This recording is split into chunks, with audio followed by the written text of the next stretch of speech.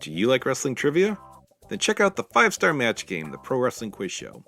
I'm Joe Gagney, and every episode, I grill 3 contestants with 5 rounds of power-packed wrestling trivia. We have over 30 evergreen episodes in the archives covering WWE, AEW, Japan, Mexico, and much, much, much, much more. Play along at home and check it out today.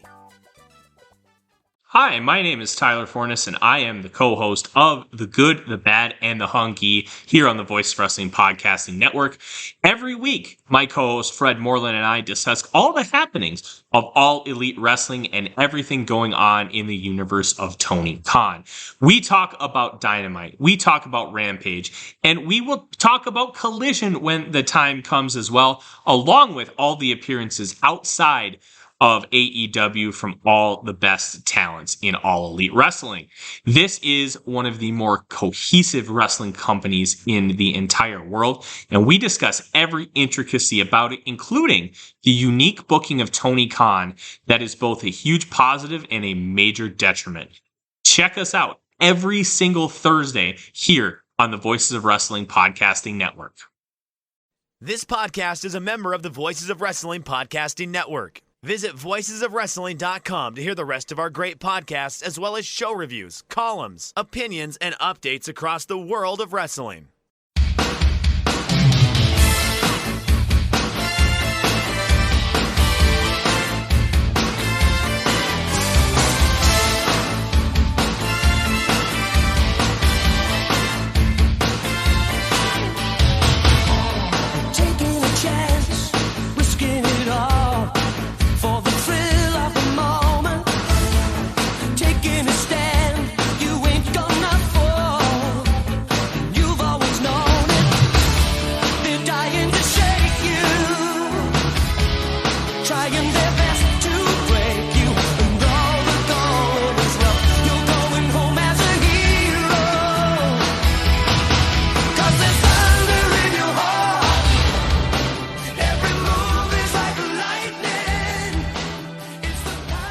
Hey there, Thunder Buddies and Travelers Down Thunder Road. It's us, Days of Thunder, the WCW Thunder rewatch podcast that you didn't ask for, but we did anyway. Coming to you as part of the Voices of Wrestling podcast network and powered by alargemanapears.com. I'm your host, your sidecar on Thunder Road, Dave Ryan, and I am joined, as I am every week, by my faithful co-host, Stagger Lee Malone. Lee, it's time for, we are restricting ourselves on this show as old men, but I think it's time for quarterly weather talk.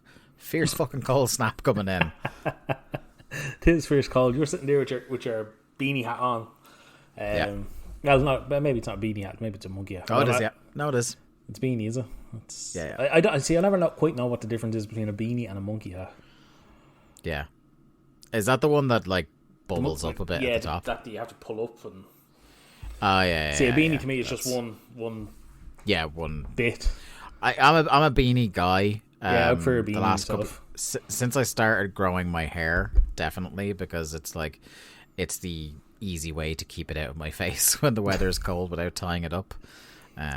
Although I am, and I would like people to keep an eye to our Twitter account at WCW Thunderpod, because I think I might be getting this hair cut by Christmas, and I am going to raise money for it. So I'm gonna try and Lucha Dave over here.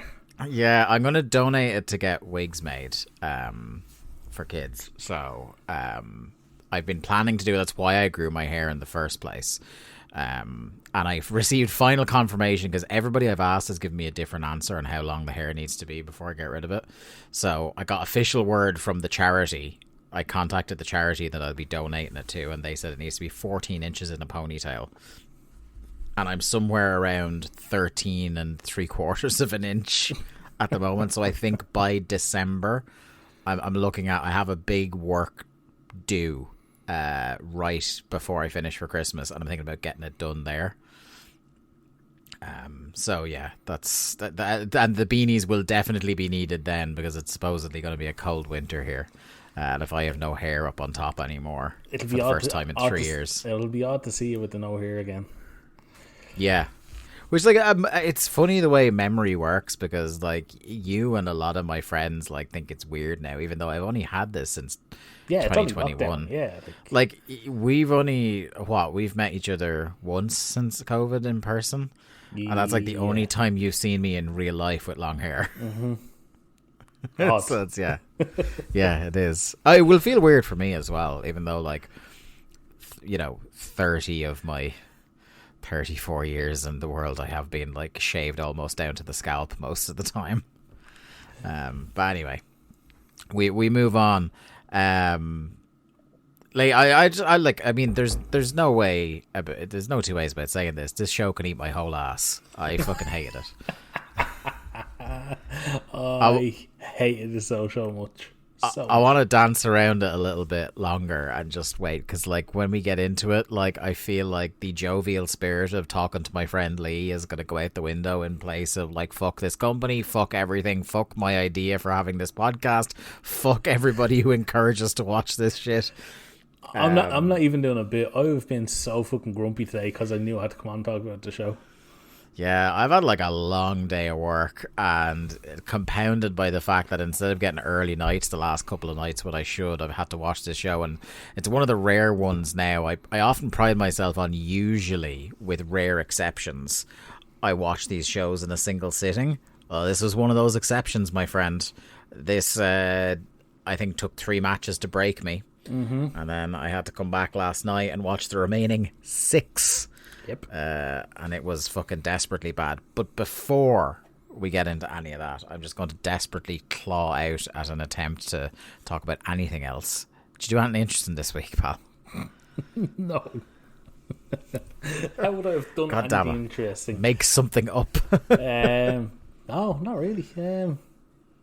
I genuinely can't think of what I've done the past week. That'll tell you how exciting things are in my life at the moment. Yeah. I mean, I'm off to Manchester next week, so that's exciting. Yeah, that'll be fun. You're making your first trip to a game at Old Trafford. Yeah, first Old Trafford trip with my lovely 10-year-old son for his birthday. Well, it's his birthday present. I mean, it's a present for myself, really. Yeah. I mean, he's old enough now that birthday presents for him are a little bit for you too, which is great. Yeah, actually, Jen said, I walked into the sitting room the other night, and Jen was like, I got your Christmas present. I was like, okay. She's like, I'm not telling you what it is, but it's kind of for both of us. I was like, great, can't wait. Perfect. So you're saying it's not a bottle of whiskey? No, what she's basically saying is it's not really for you, it's for me. Oh, okay, yeah. So, yeah. My granddad one Christmas decided it'd be really hilarious if he got my granny a present, but instead of, like, giving her her actual present, he very badly wrapped up the Hoover we already had. Oh, and pretended like he was gifting her that. And how that man remains married to this day, I'll tell you, it's a testament to true love, because I would have fucking boiled him in a pot with the potatoes that Christmas Day. I'd say he fucking got an earful. That's all I'll say. This is a man, I know we've peered into the psyche of my grandfather on this show a couple of times before. But, like, this is a man who routinely will buy cards at certain times of the year, hold on to them until it's unseasonable to deliver them, and then deliver them. So, like, for my birthday, which is in June, I will get a St. Patrick's Day card, which, until he started doing this to me, did not know that was a thing, that people had St. Patrick's Day cards. I'm pretty sure I've seen them, yeah. You might get an Easter card for Christmas. You know, this kind of thing. And when did this start? Like, I don't know. He might have been doing it before I was born, for all I know. I try not to engage other people in our shared trauma in the family. Like, this is a guy, right, who, when... I think I've said on the show before I'm diabetic. But when I was in hospital, when I found out I was diabetic...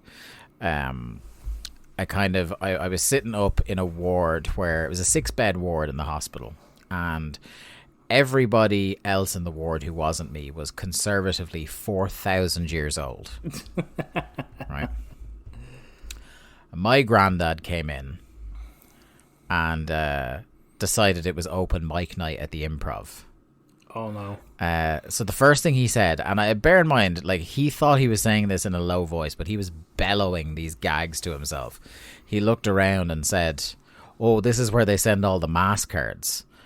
For those of you who don't know, who weren't raised in a predominantly Catholic country, mass cards are things you get for people who have recently died. Kind of like a condolence, sort of a gesture that you would go down to like the local parish centre and get a card basically saying, "Sorry for your loss, we're getting mass said for relative X on your behalf." So that's what he said. Then he started like riffing on what diseases he thought the men around me had. None of which were very PC, I must say.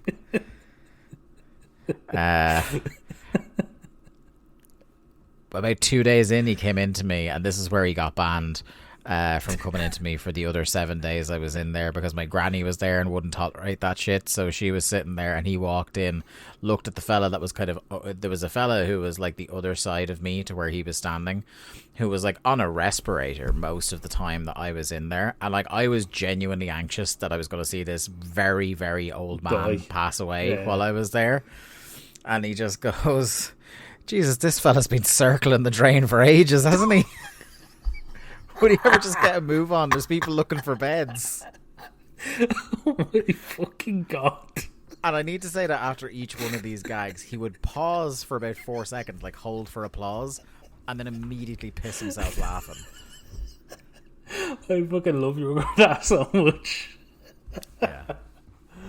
Oh my God, that is there was fucking also glorious. talk, him and my friend Paddy hatched a plan that when I moved from that ward to a 4-bed ward that day, and they hatched an idea. My granny was gone down to put more money in the parking, that while she was gone I was moved, and my granddad Paddy decided that Paddy was going to stay behind in my old bed that was now empty, and when my granny came in, he was going to pound on the bed, go, "He was so young." I was like, "Great, you're going to kill my grandmother. Brilliant. Thank you." Oh, fucking brilliant. This is life. Actually, I do also one more granddad thing is yeah, he used to think I was trying to take his cornflakes all the time. So he kept his cornflakes locked in his wardrobe, and then would lock their bedroom door under the assumption that I was so fucking jonesing for a bowl of cornflakes I could break through up to 2 doors to get at them. So like, he was so suspicious of me when he went to get his cereal. Instead of bringing the cornflakes down, he would take a bowl from the kitchen, go up, fill his cornflakes in his fucking bedroom like a sad old insane person, and then come downstairs. He also wrote his name on his carton of milk in permanent marker to get separate milk. Can you imagine? Like, oh my God, your grandmother must be a fucking saint. Oh my God. I think like it was, she'd long passed the point of like, I'm just going to have to do some things for an easier life here. I'm just not going to question these decisions. Like, did you actually take some of his cornflakes that he came to this conclusion? Like, I was trying to think, like, I don't not like cornflakes. I enjoy cornflakes, but like I'm 99% of the time I'm having like a high fiber cereal. I've always been a Shreddies or a Weetabix or a shredded wheat or a bran flakes guy. That's kind of my, I will have the odd bowl of cornflakes, I will have the odd Rice Krispies, but I don't really go far beyond that, because it's like my main source of fiber is having something like that. So like maybe once or twice ever. It's not like I was some sort of cornflake guzzling maniac who left him without. That's what I can't like. How did your nanny not like go, "You're being ridiculous"? And yeah, or just like, buy the bigger box of cornflakes. Oh my God, what a man! Yeah, I mean, I guess so. I just want to say, it seems I mentioned that I'll be going to Manchester for the first time. Actually, last week my mum sent me some photos of when I went to Wembley in 1994. Oh, your famed only other trip to London? Yeah. She actually rooted out some of she was looking for photos for something. And she came across some of when I went to the original Wembley. And I'll see if you can With the see big this pillars. on camera. Huh? With the big pillars. With the big pillars, yeah. I don't know if you can. Oh yeah, I can make that out. A very young. Jesus, were you ginger? No, I was just very freckly. Oh.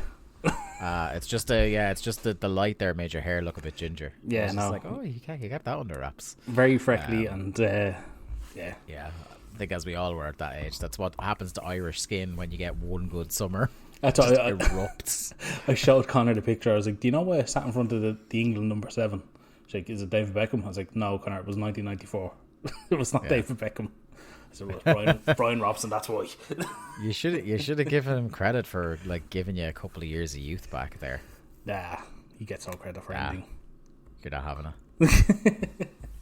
Although you will like this, he did sit down. Like he likes to sit down in the evenings with me and watch YouTube or whatever. And he's like, "Oh, can we watch this?" And it was a Ronaldo O Fenomeno highlight video, like 20 minutes long. One of just the greats. Did I send you that photo? I got I saw his jersey when I was in the San Siro. oh no, Yeah. Oh man. Yeah, that was the one. Like there was like Diego Maradona's Napoli jersey was there. Batistuta's Fiorentina jersey was there. Those were all really cool. But the one that I just started like proper fangirling over was I saw Ronaldo's Inter jersey. You know, the one with the horizontal grey and blue stripes. That one. Connor has the the knockoff jersey they brought a couple of years ago. Yeah. He wears that one, and everyone goes, "Oh, is that a Ronaldo jersey?" The one I was disappointed not to see, but I guess I know like he wasn't a big enough star there for long enough. I was hoping to see an Adriano jersey, but I didn't get it. Love the Emperor, love him. I think the only person I've popped with that reference is Chris Damasceno. If he's listening to Probably this him and episode. Lazel. I've got I know Jackie Lasers is loving that Yeah. one. Basically I've done that to pop the Cast and the Furious. But anyway, look, before we get into this absolutely diabolical show that can just eat a bag of dicks, let's go to Lee Malone because we are. It's would the kids say it's popping off over at the Patreon this month? Is that what the kids would say? It's lit. I don't know. I don't think they're still saying that one. I don't know Either if they're saying that one, or if you pay to join our Patreon, I'll stop saying it's lit. or can you say is a Patreon him? Oh, is the Patreon is him? Yeah, Yeah, I think possibly. that could be one. Anyway, I thought you were giving our Patreon pronouns there for a second. I was just like, I'm on board with whatever you're doing here.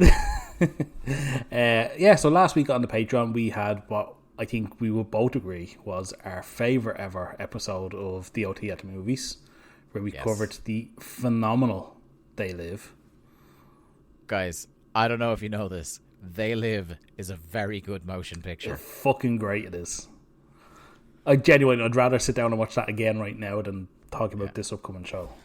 I've actually now gotten back into, I mentioned it on that show, but one of my favourite podcasts, Blank Check, I've started re-listening to their entire series on John Carpenter, and I am primed for. I was gonna try squeeze it in tonight, but I'm already tired. So I think I'm gonna wait till the weekend to properly enjoy a full screening of John Carpenter's The Thing, which is one of my favorite movies of all time. So that was last week on the Patreon, and then this coming next week we will have it's a double week next week, isn't it? Is it next week? No, it's because it's the end of the month. Well, it is. It is a double of. week because you're gonna be getting a free show and a paid show. 26th is the Thursday. We should have the regular Patreon scheduled episode of a return to one of our favourite shows. It's Rehash of the Champions, and it'll be Rehash number 8. Obviously, as Dave covered one episode while I was off the podcast during the summer. So we return to the NWA in 1989. And Dave, I have the card here in front of me. Are you aware of what this show is? Nope. Okay, so I will tell you, first of all, commentary on this show is provided by Jim Ross and Jim Cornette. Okay, no Bob Caudle? No Bob Caudle. Bob Caudle is no more. Okay. Well, he's still alive, but he's no more on this show. I was like, Jesus, he met his demise. So there is 1, 2, 3, 4, 5, 6, 7, 8 matches on this show. That is an action-packed. Can I just say, they only have one match less than Road Wild, and I would bet it's of substantially better quality and is also an hour shorter. Yes. So I will run through the matches very quickly, just as a preview both for you and the listeners. So we've got a tag team match. The Samoan SWAT team, Fatu and Samu, with Paulie Dangerously taking on the Road Warriors with Paul Ellering in the opener. Okay. When you're opening at that level. We got a singles match. The Cuban Assassin versus the Z-Man. Not so good. Okay. Singles match. Tom Zeg, by the way, can I just say that Tom Zeg, maybe the greatest quote ever about dying WCW, where he said... I can't remember how the line came up, where he just basically said of the WCW crowds towards the end, a lot of fucking people dressed as chairs. Oh yeah, there. that was him. That's right. Yeah. Yeah. Another singles match: Sid Vicious with Dan Spivey and Theodore Orlong taking on Ranger Ross. Then we have an NWA World Tag Team title match. The Fabulous Freebirds, the champions Jimmy Garvin and Michael Hayes, take on the Steiner Brothers, who have Missy Hyatt and Robin Green in their corner. Then we have another singles match. Flying Brian takes on Norman the Lunatic. Okay. We got another singles match. Steve Williams, Dr. Death, takes on Mike Rotunda. We got an NWA United States Heavyweight title match. Lex Luger versus Tommy Rich. And then the main event. This is the one that I think is going to be fucking great. Tag match. Ric Flair and Sting take on the J-Tex Corporation. Now, I know NWA 1989 probably isn't your wheelhouse, but do you know who's in the J-Tex Corporation? I absolutely do not. Well, it is managed by Gary Hart. Do you know what J-Tex is, first of all? The only thing I could think of is, does it involve Texas somehow? Yeah, Japan Texas Corporation is basically what it is. Japan Texas Corporation. Tremendous. It's Gary Hart. It's like... So I'm assuming then that means Muta's involved. Yes, it's Muta and Dick Slater. Dick Slater and Muta. But like, you know how in Die Hard it's like the Nakatomi Plaza, and it's like, you know, all these Japanese corporations are coming over and taking over. That was brought to wrestling in the year of 1989 with the J-Tex Corporation. That's the vibe they're trying to bring. Yeah, I respect it. They were of its time. I mean, you got to give them credit. Yeah. They were on the ball. Yeah. But yeah, no, that's the card. So that's something to look forward to. Yeah, so you're going to get that, and you're going to get we've got on Halloween night, posted for free on Patreon to give you a little bit of a sample behind the paywall. We are going to do our third annual Arquette-a-Ween. We are going to review Scream 3. So that's going to be good. I think what I'll do is I'll leave it free for the week and then put it back behind the paywall. I think that's what you did last year as well. Yeah. Because I think, give people a little sneaky peek of what we do. It is only €5 per month, and at this stage we've been going for nearly a year and a half, with most months 3 pieces of audio. So do that maths there. That is a lot of bang for your buck for 5 Europeans you're getting there. Plenty of stuff still to come on the road to Christmas. And yeah, just a bunch more dumb ideas for us to kind of spread our wings and get through. Certainly all substantially better than the show we're about to talk about. Right, shall we do it, buddy? Let's go for it. Oh, God, have mercy on our souls. This is one where I wish we were still recording this when we were on lockdown, because I could then drink alcohol at home knowing I didn't have to go to work in the morning. Genuinely, my wife isn't here tonight, and I'm looking after the kids. If she was here, I would have so many drinks in front of me. This nearly re-broke me in the way that I think it was... I want to say, and maybe a listener will know better, especially if there's somebody who's one of the ones who recently went through our back catalogue. There's an early episode, maybe 5 in, where we just started compulsively drinking every time we watched Thunder, because that's what we had to do for a while. And that period of the podcast lasted for a while. It was a lot of lockdown. The initial lockdown was us having I actually, now that I think about it, it was well before lockdown that we started doing that. I think it was just we were drinking more during lockdown. Probably. I think what would happen was I started cracking a drink to do the podcast after about episode 5. But when lockdown happened, I was drinking as I was watching the shows and then drinking some more as we reviewed the shows. But what can you do? This is Road Wild, 1999, from, of all places, would you believe, Sturgis, South Dakota. 14th of August, 1999. This show, and this would like...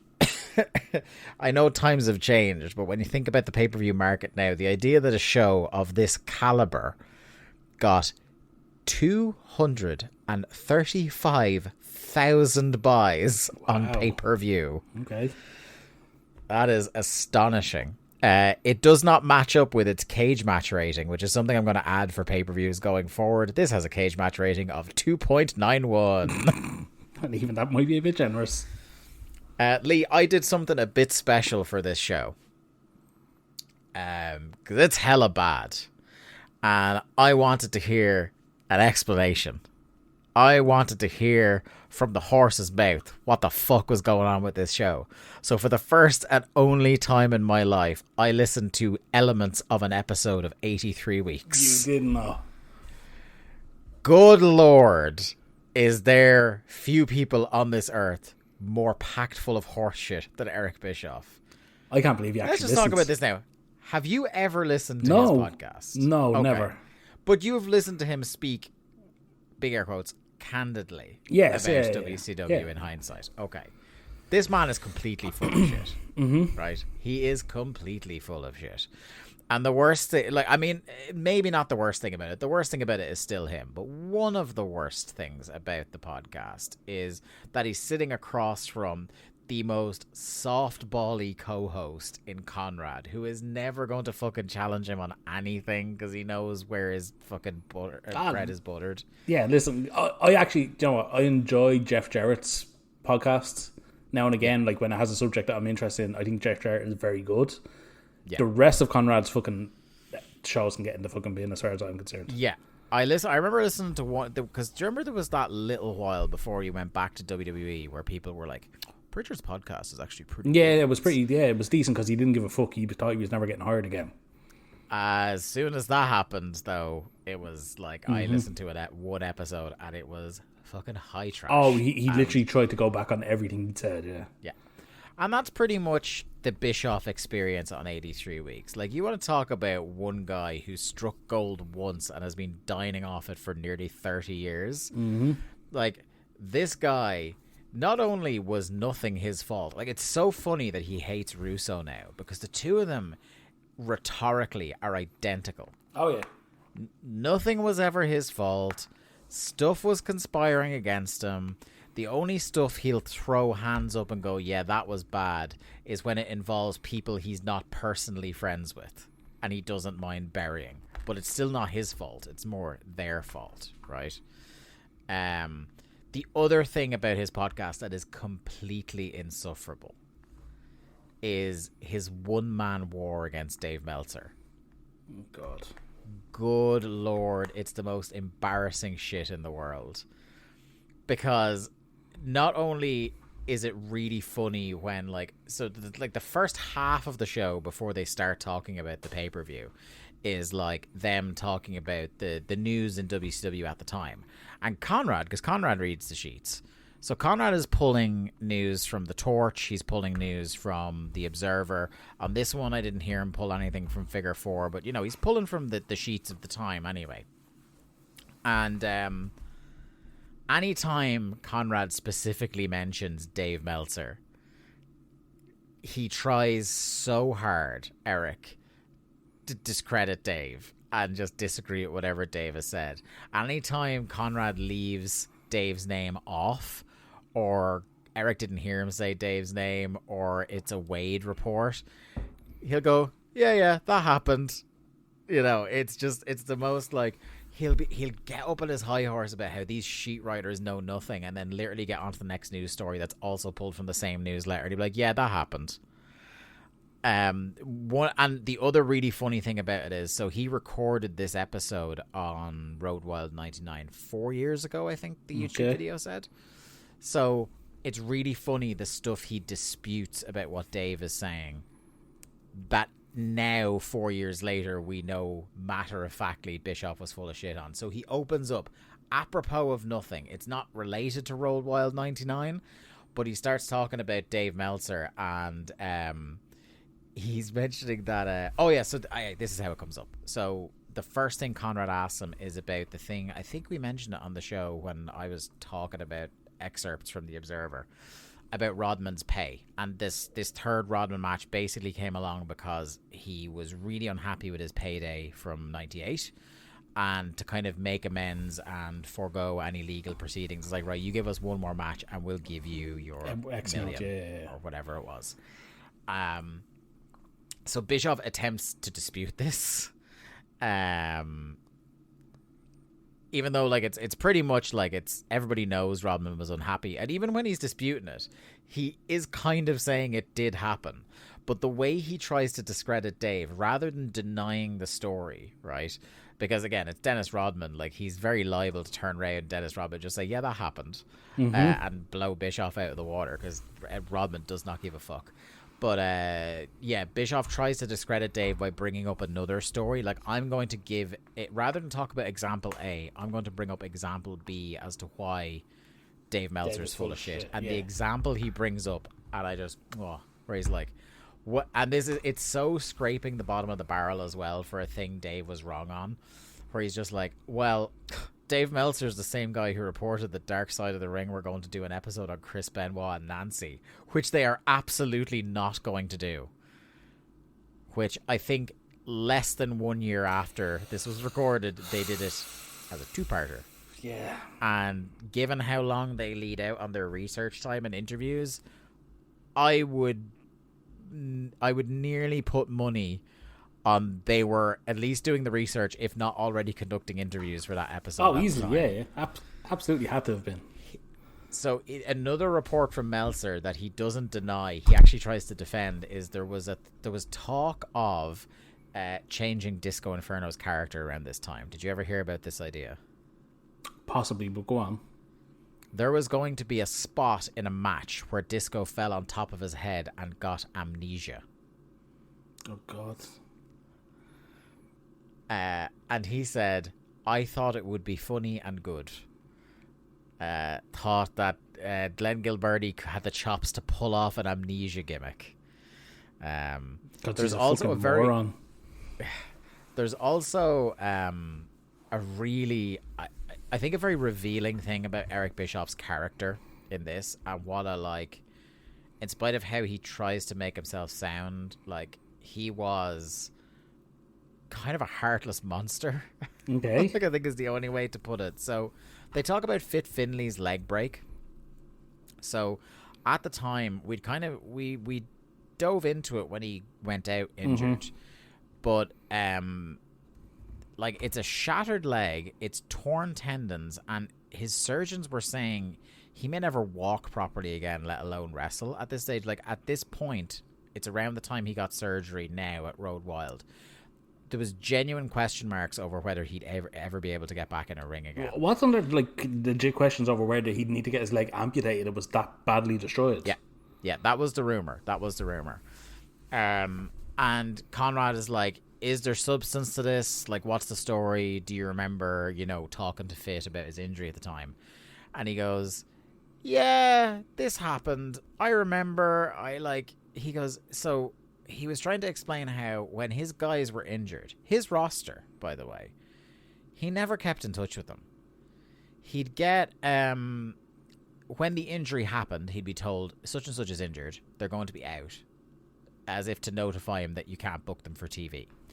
Then it sounds like once a month he would get a medical update for who was on the injured roster, and other than that, he didn't talk to them. Fucking hell. Is the only time he talked to Fit Finley was like right when it happened, and then right when he was ready to come back, because I think he was back in Power by then. He also, in that same breath, tried to defend. Conrad asks about, and I think we've probably all heard this at one point or another if you've all followed WCW, this idea that when guys get hurt, your pay got cut massively after 90 days. Okay.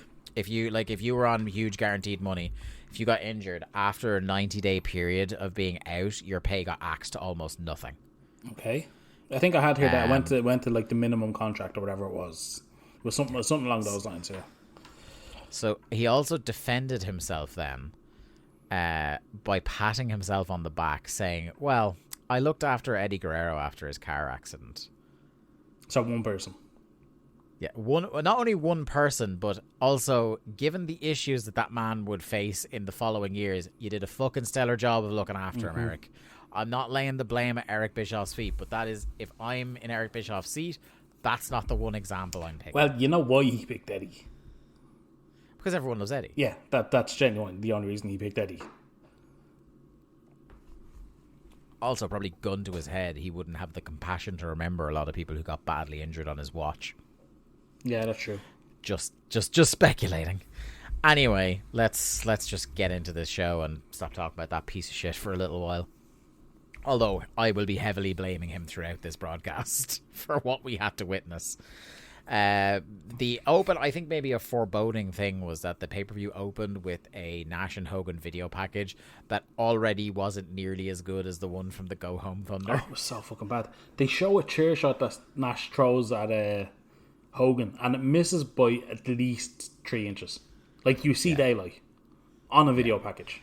Is it, you know, when Shawn used to miss super kicks and WWE would do him a solid and edit it in such a way that it looked like you'd cleave the guy's head off? Yeah, like you'd shoot it from behind or whatever. Yeah, no such favors being done in this video package. We do get a cool chopper shot of Sturgis from the hills, although it looks like a cool aerial shot, but then when you start to look in on the details, you realize that Sturgis just kind of looks like a bunch of warehouses in the middle of a forest. Doesn't really look that appealing the more you think about it. Yeah, it's like, what? Like, I'm assuming Sturgis is still a thing. Yeah, I mean, they make mention during the broadcast, I think, or maybe it was last year's one, where like most of the year, it's like a sleepy town of about 10,000 people.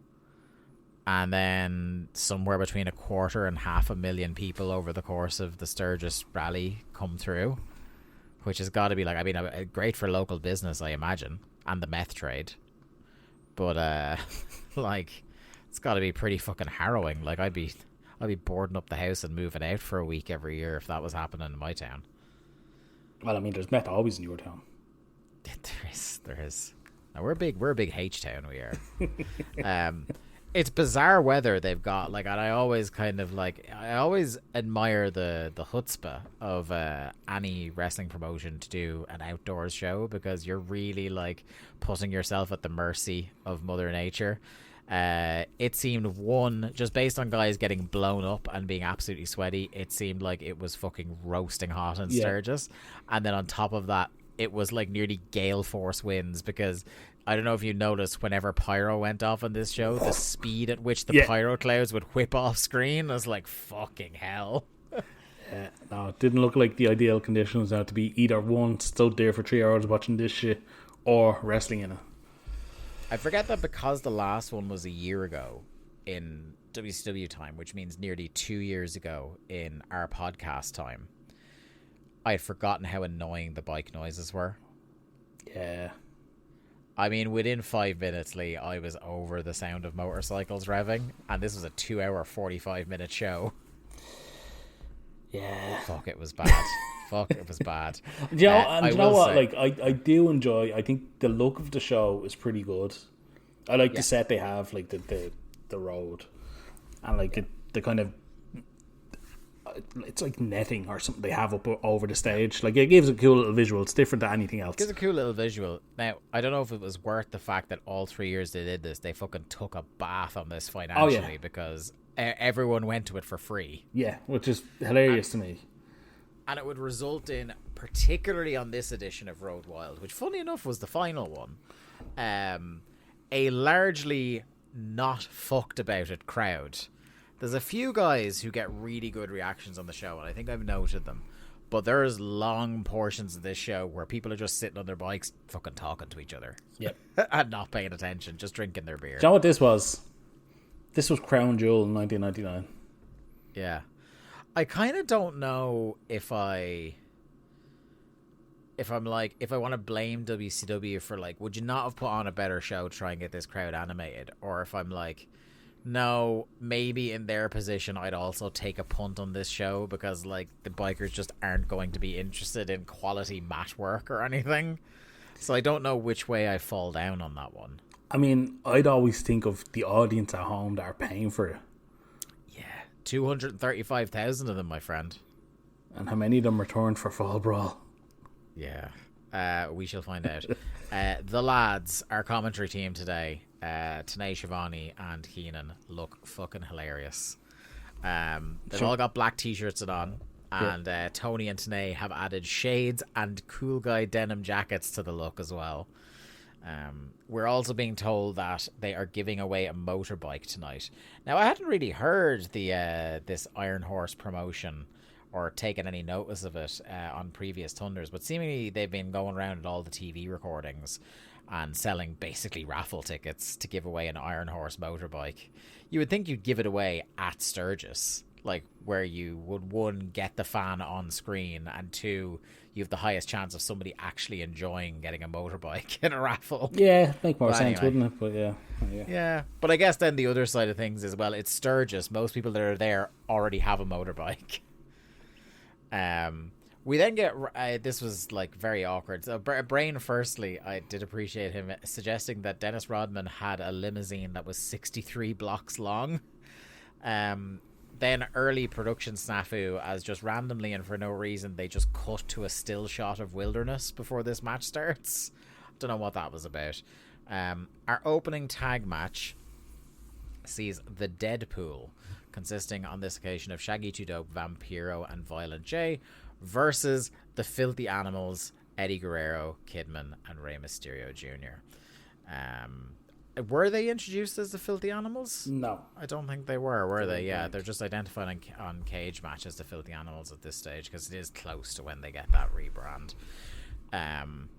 I did one thing that did make me laugh on the little bit of 83 Weeks I listened to was there was a lot of talk about how, like, so Raven's obviously injured at this time, which is why he's still hanging around, but he's not really getting physically involved in the Deadpool matches while he's still there. But obviously it's coming up close to the time that he famously bounces. Like, I'd like to be released, please. Yeah. Still the best story. But they're coming up on that, and Conrad tries to ask him about it. Just like, is it true that Scott Levy was unhappy at the time? And Eric Bischoff deadpans him with, that guy was unhappy every day of his life. I was like, I would absolutely buy that. Just seeing him come down, this miserable git. Something that I was blown away by, if you want to take a real positive from this show, video packages a go-go. Yeah, the video package for every match. Except one. But there was one exception. I can't remember which one it was, but I wrote it down because I was just like, I was so loving the vibe of, like, not everything needs a big overly wrought video package, but everything got a video package that to the audience at home makes you understand why these two people are feuding. Even if you're not super into the feud, it got you caught up and gave you context. So if maybe you were over at a mate's house watching a WCW pay-per-view and you didn't check in that often, you were now invested, so like I we do try on the rare occasions where it is possible to give them credit. We do. We got some new Deadpool music, and unsurprisingly, because I imagine there is a little bit of crossover, the Insane Clown Posse got a big reaction in Sturgis. Yeah, there was definitely some juggalos in the crowd. Penzer had an incredible outfit. He was wearing blue shades, a leather waistcoat over a fairly puffy, ruffly shirt. Loved it. You should tell him on Twitter. Tony immediately bored in this match by trying to name all the brands of motorcycle he's heard of. Vampiro, right? I thought he did that because he mentioned Harley, and then he was like, "Oh shit, an American Iron Horse, and Yamaha, and Honda." Yeah, I think it was one of those other motorcycle brands are available sort of situations. Like he realized Harley wasn't giving them any sponsorship money, and Iron Horse was, and he was like, could be any bike. They even went down as far as Kawasaki, which I did appreciate. Right. I'm going to throw this out as a question to you, right? Because I have a very, very narrow window of experience with this man. In ring, is Vampiro completely shite?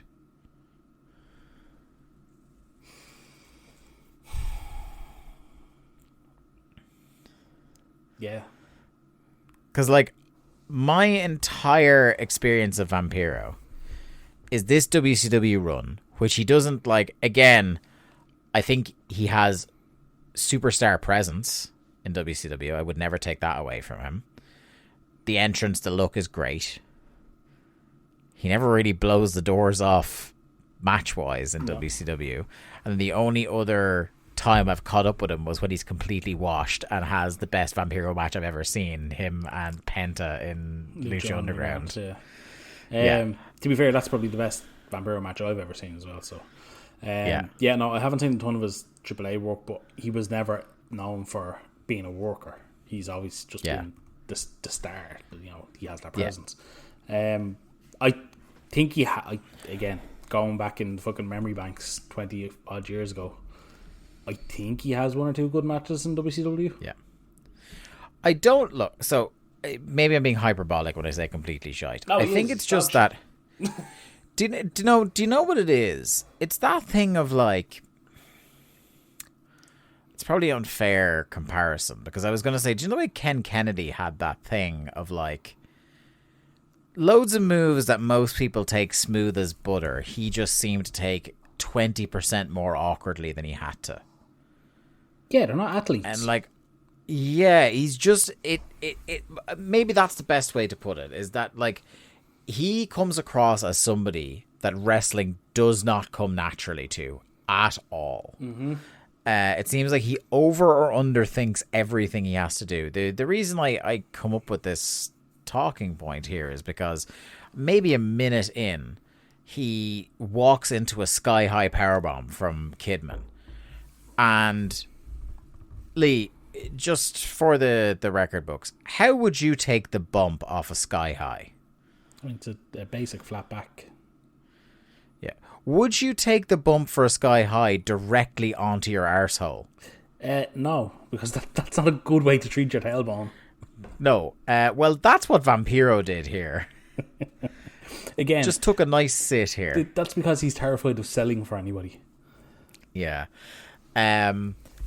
We could see the way they've positioned it this year, rather than see the scores and scores of bikers going way, way back, we can just see individual food trucks in the middle distance this whole time. And I was just reading them at certain points. I was bored.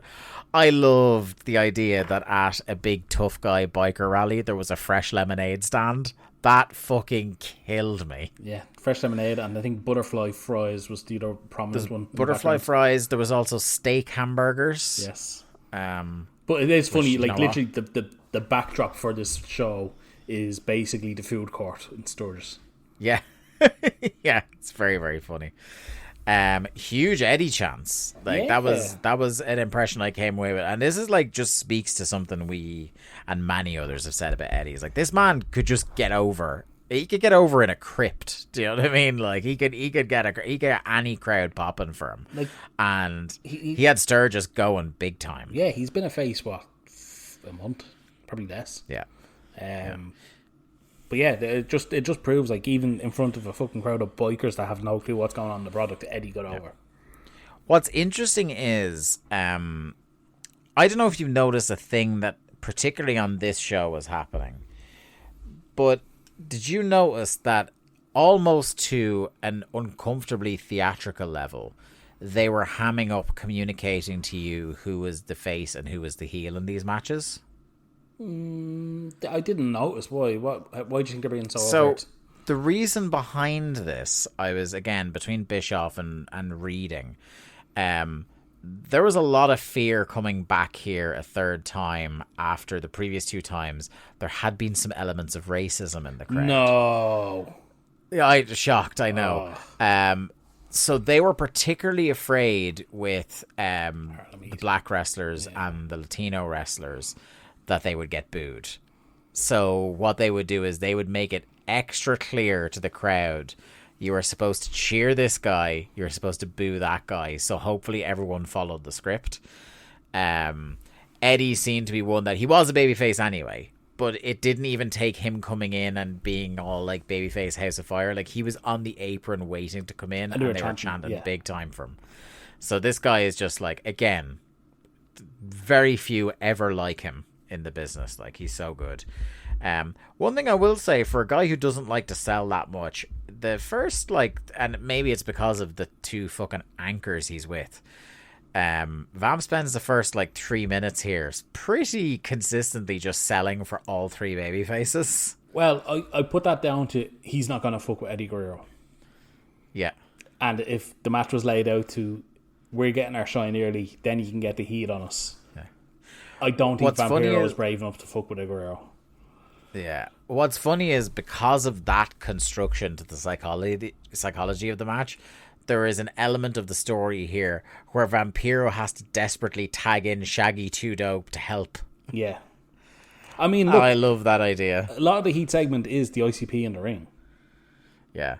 And I was fully on will Shaggy 2 Dope's pants fall down again watch. They didn't.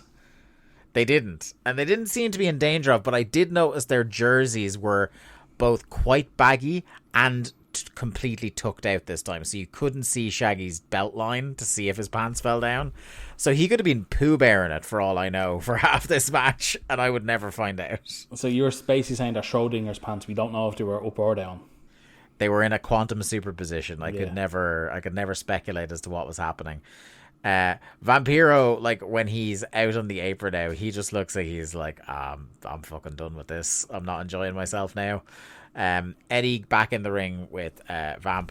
One of the things that is like, it's just such a, he makes it look so simple, but it is one of the most gorgeously executed moves in professional wrestling, is Eddie Guerrero's step up Hurricane Rana. So good. Where he has the wrist control. Like, it's just so perfect every time. And again, like, he makes it look like it's nothing. That's one of the moves you'd always give your creator wrestler in whatever wrestling game. Yeah. ICP come in to double team. Shaggy goes up top, gets crotched, and superplexed. Hot tag to Ray. It's Ray versus Violent J, a main event in any arena. Raven drags out Ray and throws him into the steps. Vampiro spike on the floor, which I thought was very rough. Ray is completely stone dead now. The heat gets put on Ray, worked over very boringly, but like, oh my god.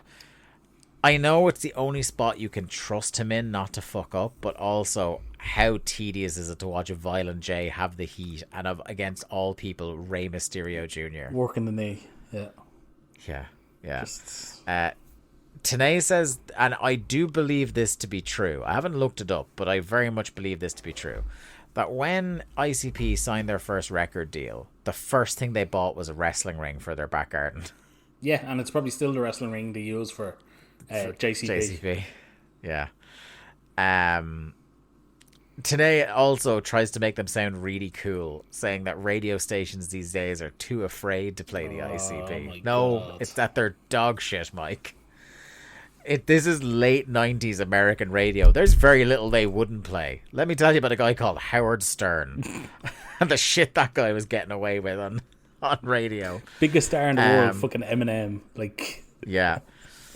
A woman, oh my god, there's one woman in the crowd and she is my spirit animal because she just spends a concerted period of time giving the ICP absolute shit from the sidelines. You can hear her say things like, "Oh, you look like a stupid clown." She's great. I love her. that was the one thing I made out she said, but then you could hear like a constant for minutes in this match. Running power slam for Shaggy 2 Dope. That actually didn't look it wasn't too bad. As Raven is trying to give a pep talk to Violent J, like, stop being so shit. Ray blocks a corner charge, hits a split-legged moonsault, hot tag to Kidman, who hits a pair of extremely stiff drop kicks to the Clowns, and then the match breaks down. Vamp, of all people on his team, is the one that completely loses place as to where he's supposed to be when this match breaks down, which leads to a very awkward spot where he's supposed to be tricked into super kicking Shaggy, and he forgets where he's supposed to be standing and has to be almost shoved. I think it's Ray has to shove him into place to do it, and then he remembers what he's supposed to do. Super kicks Shaggy, shooting star press for the win for the babyfaces. This was bad. It was bad, and it gets worse from here, which is unbelievable when you... This was, if you can believe it, the second highest rated match on this show. It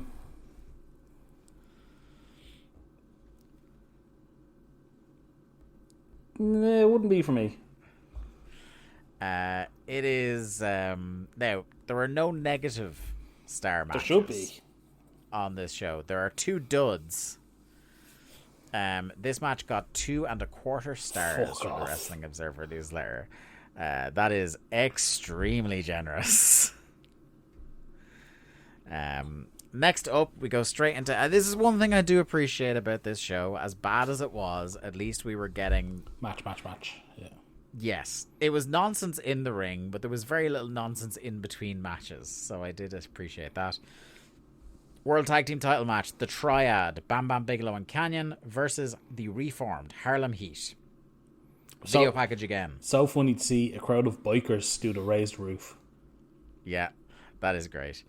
This is the first time I've noticed that the Triad's official music here is a mashup of the Mortis and DDP music.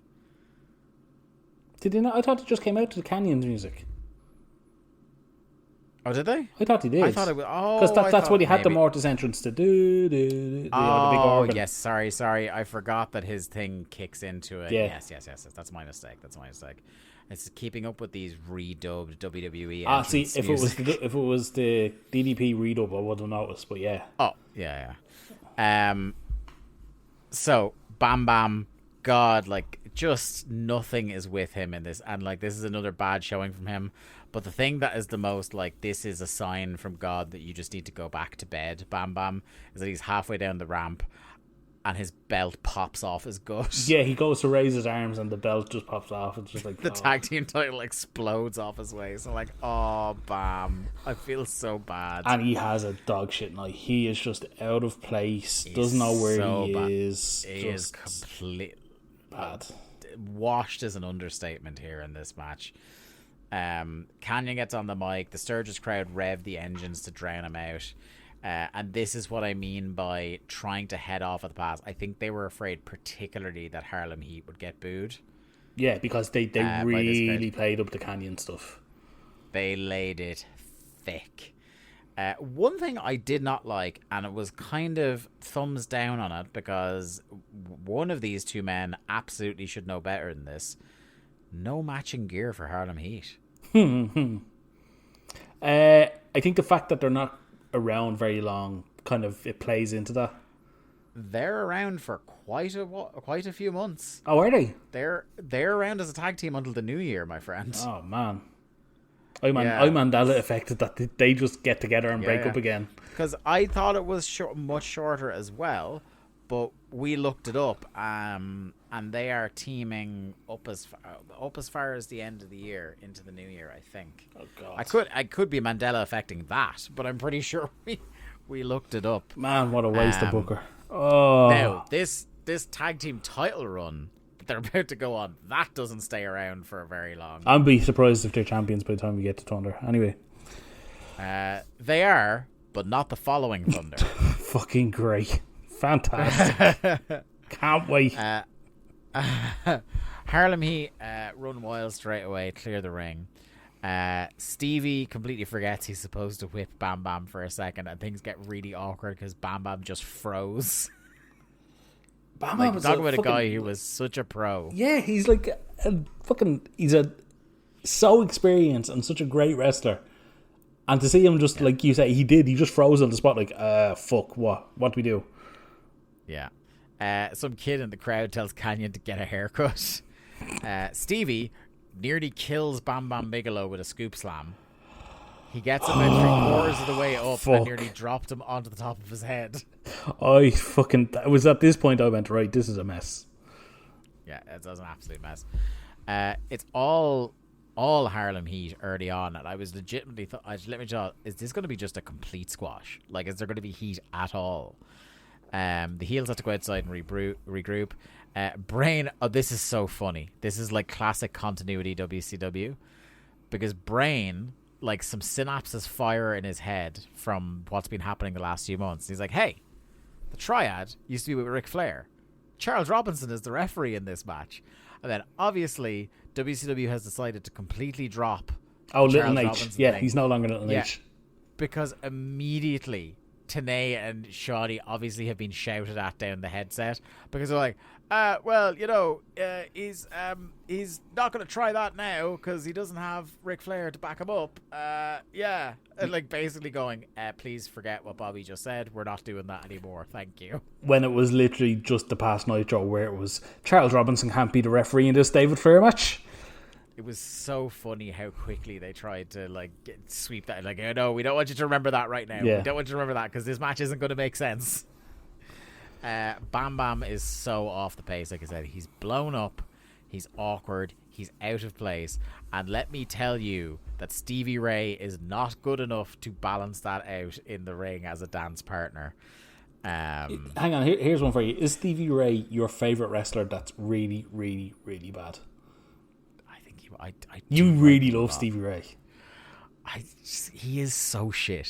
Like, but he's great. But he's shit. But he's great. I always feel bad for burying him because I know how much you enjoy him. Well, it's not so much Stevie Ray the wrestler.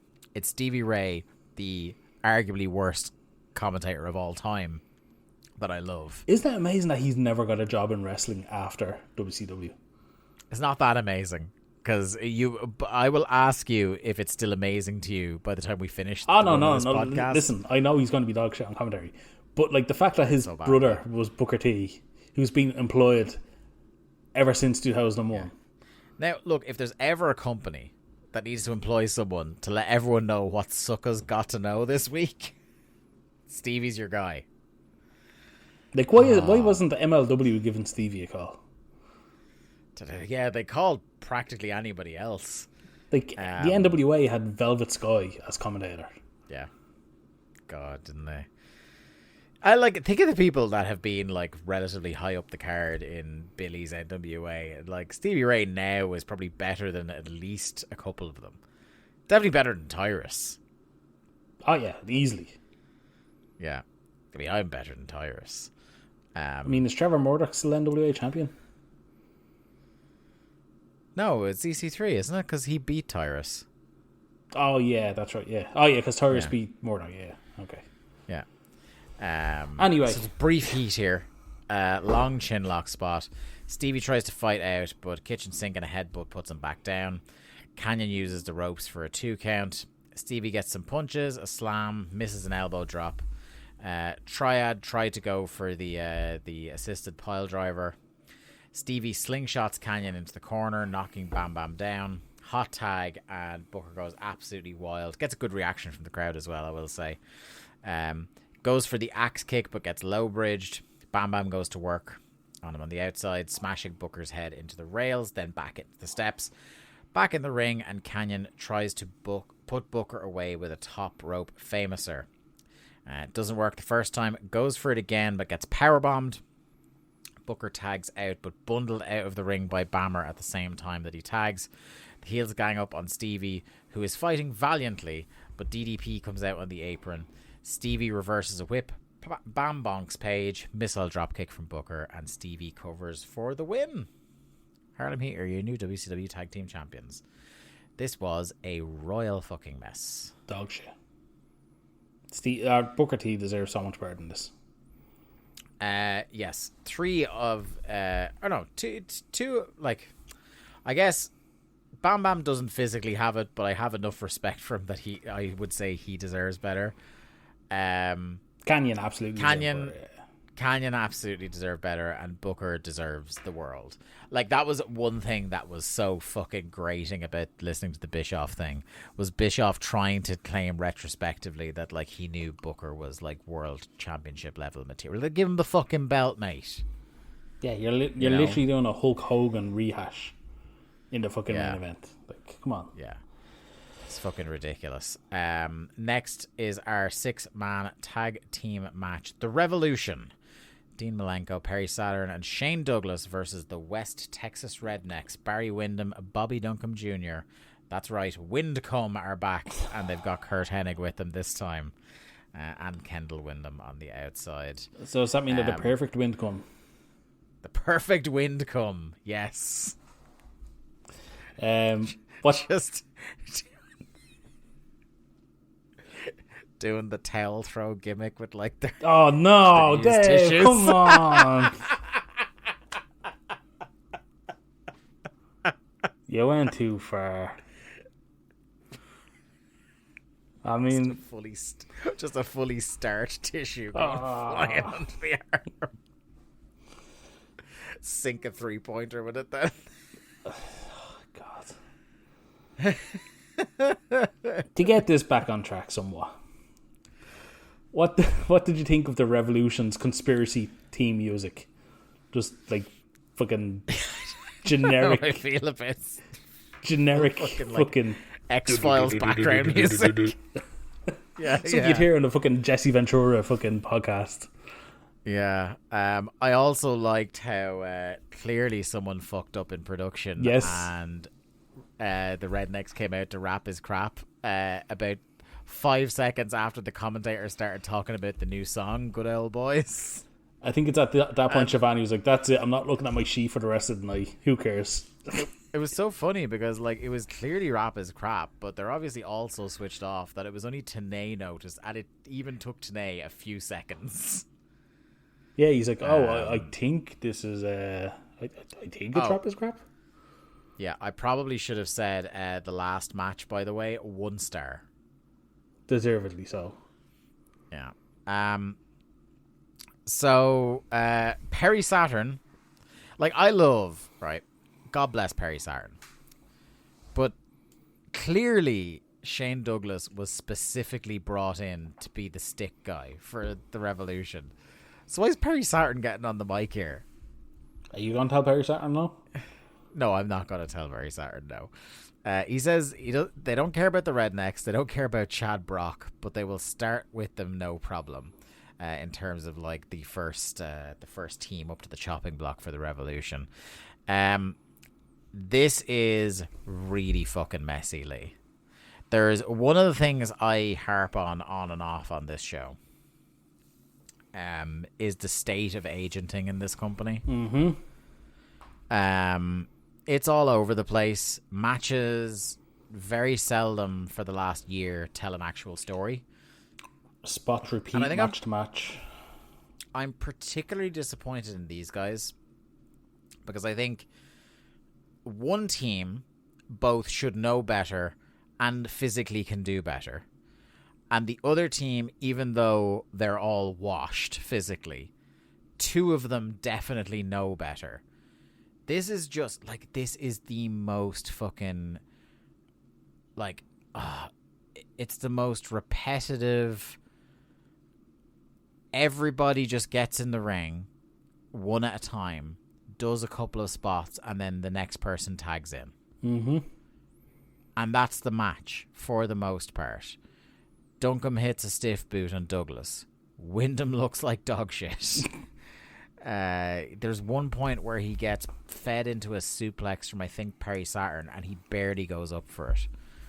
It's just happening. The heels are lumbering around. New Revolution man tags in, does some moves, then a new heel tags in, and we go through the cycle again.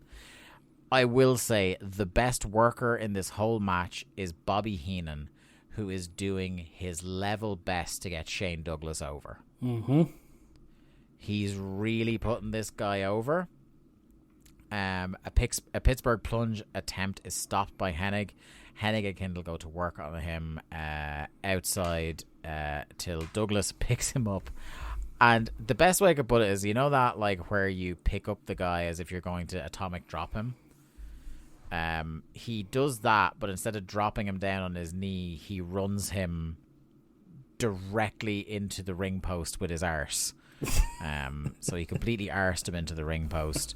Hennig press slams Douglas off the top to allow Wyndham to get the heat. That's what I was gonna like, and it was that point where I was like, Barry Windham and Shane Douglas have been wrestling here for over 2 minutes of this match, and I'm like, I wonder if at any point anyone is going to draw attention to the fact that Shane Douglas is wrestling a man with considerable history with his arch enemy. Well, also the fact that Barry Windham and Shane Douglas had multiple matches in 1992, both as partners and opponents. Look, Lee, they clearly weren't going to refer to that. But I thought at least because Shane Douglas is burying Flair on promos again. Now, we did read in the Observer the other day, currently Flair is on the outs again. WCW, so maybe that was just like a by edict. He wasn't going to get mentioned. The crowd completely loses interest in this. They had less than any fucks to give about anybody in this match. The heat is so uninteresting. It's kick punch. It's basic moves. There is no strategy. Like, this is the thing as well that I hate about pointless heat. No one is focusing on a limb, a particular person. They're just doing moves because this is the part of the match where we do moves on you. Mm-hmm. There's nothing interested to it. Saturn got a hot tag, and this match threatened to break out into an actual match, but Wyndham cuts that off. And I need to tell you that when that happens, when his comeback gets cut off, for second straight match, because this is how all tag matches happened, the match breaks down. I have never, in all my days, heard less of a crowd reaction to a match breaking down. Yeah, it was real fucking bad. Like, even like the Rednecks had Kendall on the outside, and even like he gets involved. It's like he doesn't know how to use a cowbell. Yeah, it's just like the most basic stuff. Nobody in this match can seem to do it correctly. Yeah, even the guys who are good are on completely different pages in this. Cloverleaf is in on Hennig, but Kendall attempts to attack with the cowbell, badly as you say. There's a schmoz and Perry gets Duncombe up.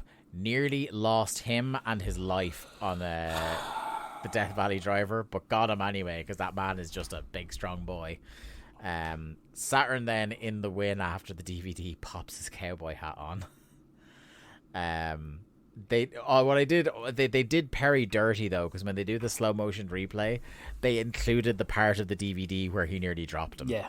Now, to be fair, you couldn't have just clipped 2 seconds off that. It does look impressive when he just fucking heaves him up anyway. Just powers him up, yeah. Another terrible match. What did that get in the Observer? This might be the lowest rated match that I can recall Perry Saturn or Dean Malenko being in on our run. This got 3/4 of 1 star. And I even feel that's generous. Like, I'm struggling to see where you get the 3/4 from. Yeah.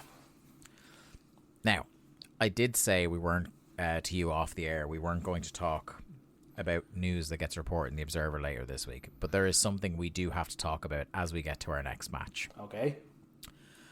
Buff Bagwell versus The Cat. Right. Do you know what is significant about this match? I don't, but go for it. Mere moments before, depending on who you ask, moments, minutes, or just before the show started, these men got in a fist fight. Okay. Backstage over the finish. Oh, that's this finish. match. Yeah, okay. The finish was changed because I think it was Buff went running to Nash about being unhappy with the finish. Some say the finish was changed, and some say the finish is exactly what it was supposed to be, and Buff had been annoyed that he was going to win the match but get beaten up and look like an idiot.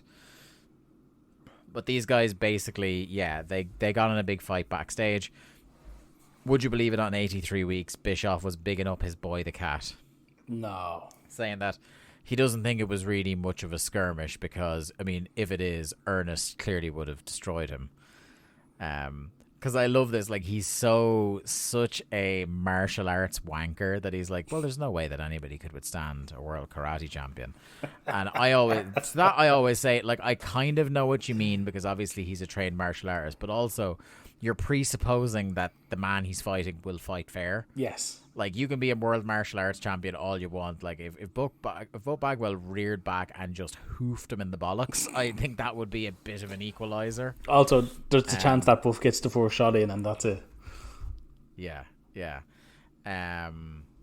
So, yeah, they had their fight, and whether the finish was changed or not, again, it seems to depend on your person. You ask, but yes, they managed to. It was a bad match. But, like, I guess credit to them in a way that, like, they didn't just, like, walk off, that they still came out and had a match, this having happened. This is the first match, by the way, without a video package. And deserved, I would have to say. I didn't want to have to rewatch this feud for any length of time. I will say, again, you try to give credit where credit's due in this company. I had a good laugh at Kat's biker gear as well as Sonny's. I think Sonny looks great with the vest with no shirt and the leather cap. Yeah. We need to talk about the Cat's gloves. This is my next point. I think on this night, Ernest Miller was the bravest man in professional wrestling. Yes. Because given that the company was worried about racist backlash, this man came out, and I don't think anyone attempted more to antagonize these bikers, who had now been drinking heavily for quite some time. Dressing like them to lampoon them, literally threatening to fight them during his entrance, and then revealing, as you alluded to, Lee, that he was wearing Confederate flag fingerless gloves. Mm-hmm. Fuck me. This takes... I mean, we Irish have a very elegant phrase to describe somebody with this kind of bravery. Neck like a jockey's bollocks. Yes. Like, what percentage of the bikers in around the ring do you think were armed? I did write at one point that they were very likely armed, these people he was antagonizing. Like, I'd say a good... I'll be conservative. Yeah, I literally wrote, he's a brave man to do this, antagonizing fans bit on a crowd that are almost definitely armed. Like, I'd be conservative. I'd say 70% of the people in attendance at this show stormed the Capitol.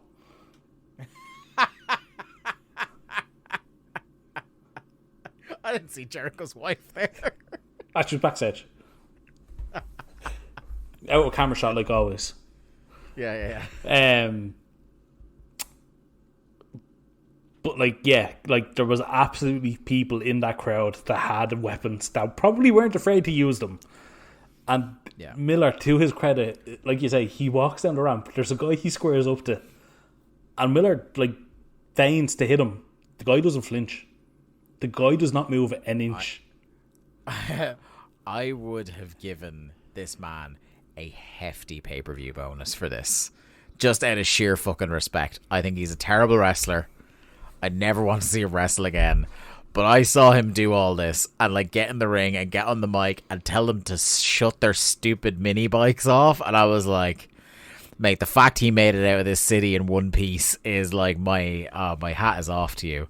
I also think it's so fucking funny the way they built this feud where Cat is the heel, which means that the defender of bikers worldwide was Buff Daddy. Yes. That's great stuff. He's buff and he's the stuff and he loves his bikes. Yeah. There's a great moment here where like it's such a 1999 moment that so this crowd is in terms of age profile is primarily middle-aged, right? And it has been middle-aged bikers and their wives who we have seen, or their girlfriends, I don't presume, Possibly marital both. status, possibly both. There is one shot as is like clearly Brain has been zombified this whole show, and there is one shot as this match starts where the camera cuts to a very attractive young lady in a bikini in the crowd, and Brain screams "whoa" so loud he nearly blew out his mic. It's just like there's this fleeting shot, he just goes "whoa." Was it this match or was it? I think it could have been the follow-on match. Where again, He sounded like he was scared of his own erection. Oh, what's that?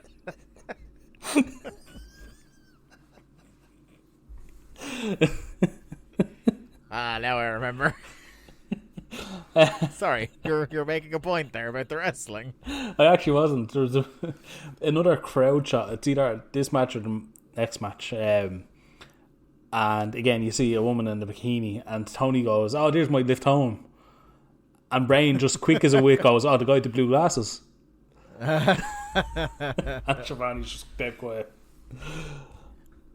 Tony, and I think this was Tony being a little bit cheeky, says, "Trust me, these men do not like each other." Okay, missed that. Now, I had to tip the cap to the Sturgis crowd at this point, because they begin to chant "Pussycat." Yes. That is a good bit, and I hope that continues. Maybe a minute or two into this match, Tony screams, "This match is really breaking down." They've done nothing. Yep. I have less than no notes for this match. I called it some smoke and mirrors Butlin's bullshit. I guess for non-UK Ireland listeners, should we explain the phenomenon of Butlin's wrestling? We have before. Yeah, so if you're a new listener to the show, maybe it's like family-friendly spot shows that would pop up at these Holiday chain camps. of holiday camps called Butlins. It's clearly like if you've ever been to a family-oriented wrestling show with like no real names on it, you know the thing. It's like all the cheap heat, all the easy, your local sports team sucks is how we get heat, and it's all the cheapest tricks in the trade, because at a family-friendly show, that's all you need. You know what I mean? Because you're going to send the kids home happy that way. And that's what this match was. It was like, now, these guys have been involved in a fist fight, so the fact that they were getting in the ring and actually fucking cooperating with one another, I guess, is a minor miracle in and of itself. But it is like, it's so lazy. This whole show is wall-to-wall lazy professional wrestling. I think there's only one match that really tries to be anything more than that, and it's not even that great compared to what both men are capable of. We'll talk about that in a couple of minutes. Cat does a foot choke in the corner, hits a standing sidekick. I noticed the injuries to both men during this. Okay. So Cat has like what looks like a mouse under his eye from a punch or something being thrown and hitting him in the face. And Buff's elbow is completely like scratched and fucked up from the fight. Oh, I'll have to go. I might actually go back and check that out now just to see. His elbow is all bloody. The Cat thing is harder to spot, and it's like I kind of almost a certain point I was like, was it just a bit of shadow on his eye or something like that? But it looks like there's a mouse under one of his eyes. And yeah, the elbow, Buff's elbow is blatant. Like that, it's like he hadn't taken anything, and it was like all grazed and cut open. So that's obviously what's after happening. I wrote, in fairness to them, they don't really have to do any more than this because inexplicably the crowd is reacting to this. And I guess it's because Kat riled them up so much that they're just like, oh, fuck this guy. We want to see him get beaten, even if it's by the pretty boy. Also, the racism. Pace. Yeah, also racism. The pace of the match is glacial, and Buff just won with a roll up. I wrote, fuck off. I just have pointless. It's just, well, what is this achieving for anyone in the company? Nothing.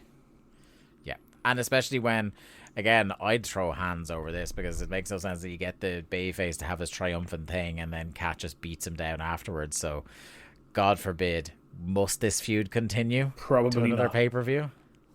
I hope not. I hope this is one time where I really hope the continuity goes out the window and they just completely forget about this.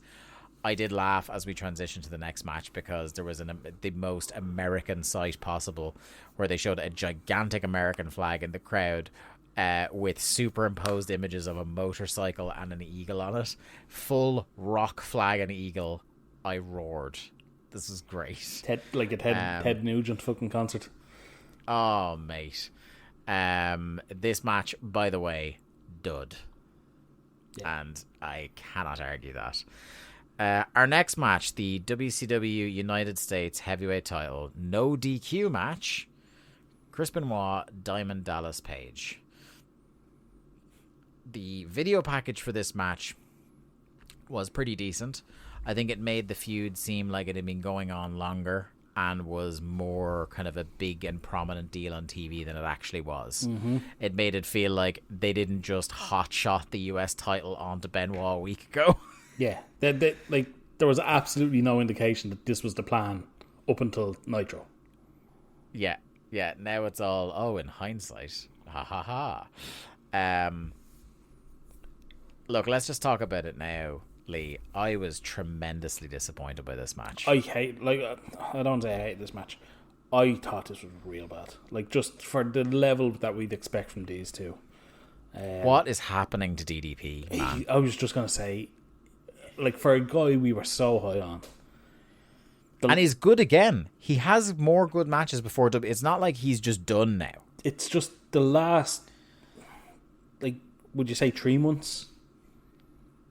He just seems... I mean, as long as the triad has been around, all three guys, much as I kind of enjoy the idea of the triad, I think in practice it's bad. Yeah, they just... Because, they just don't seem...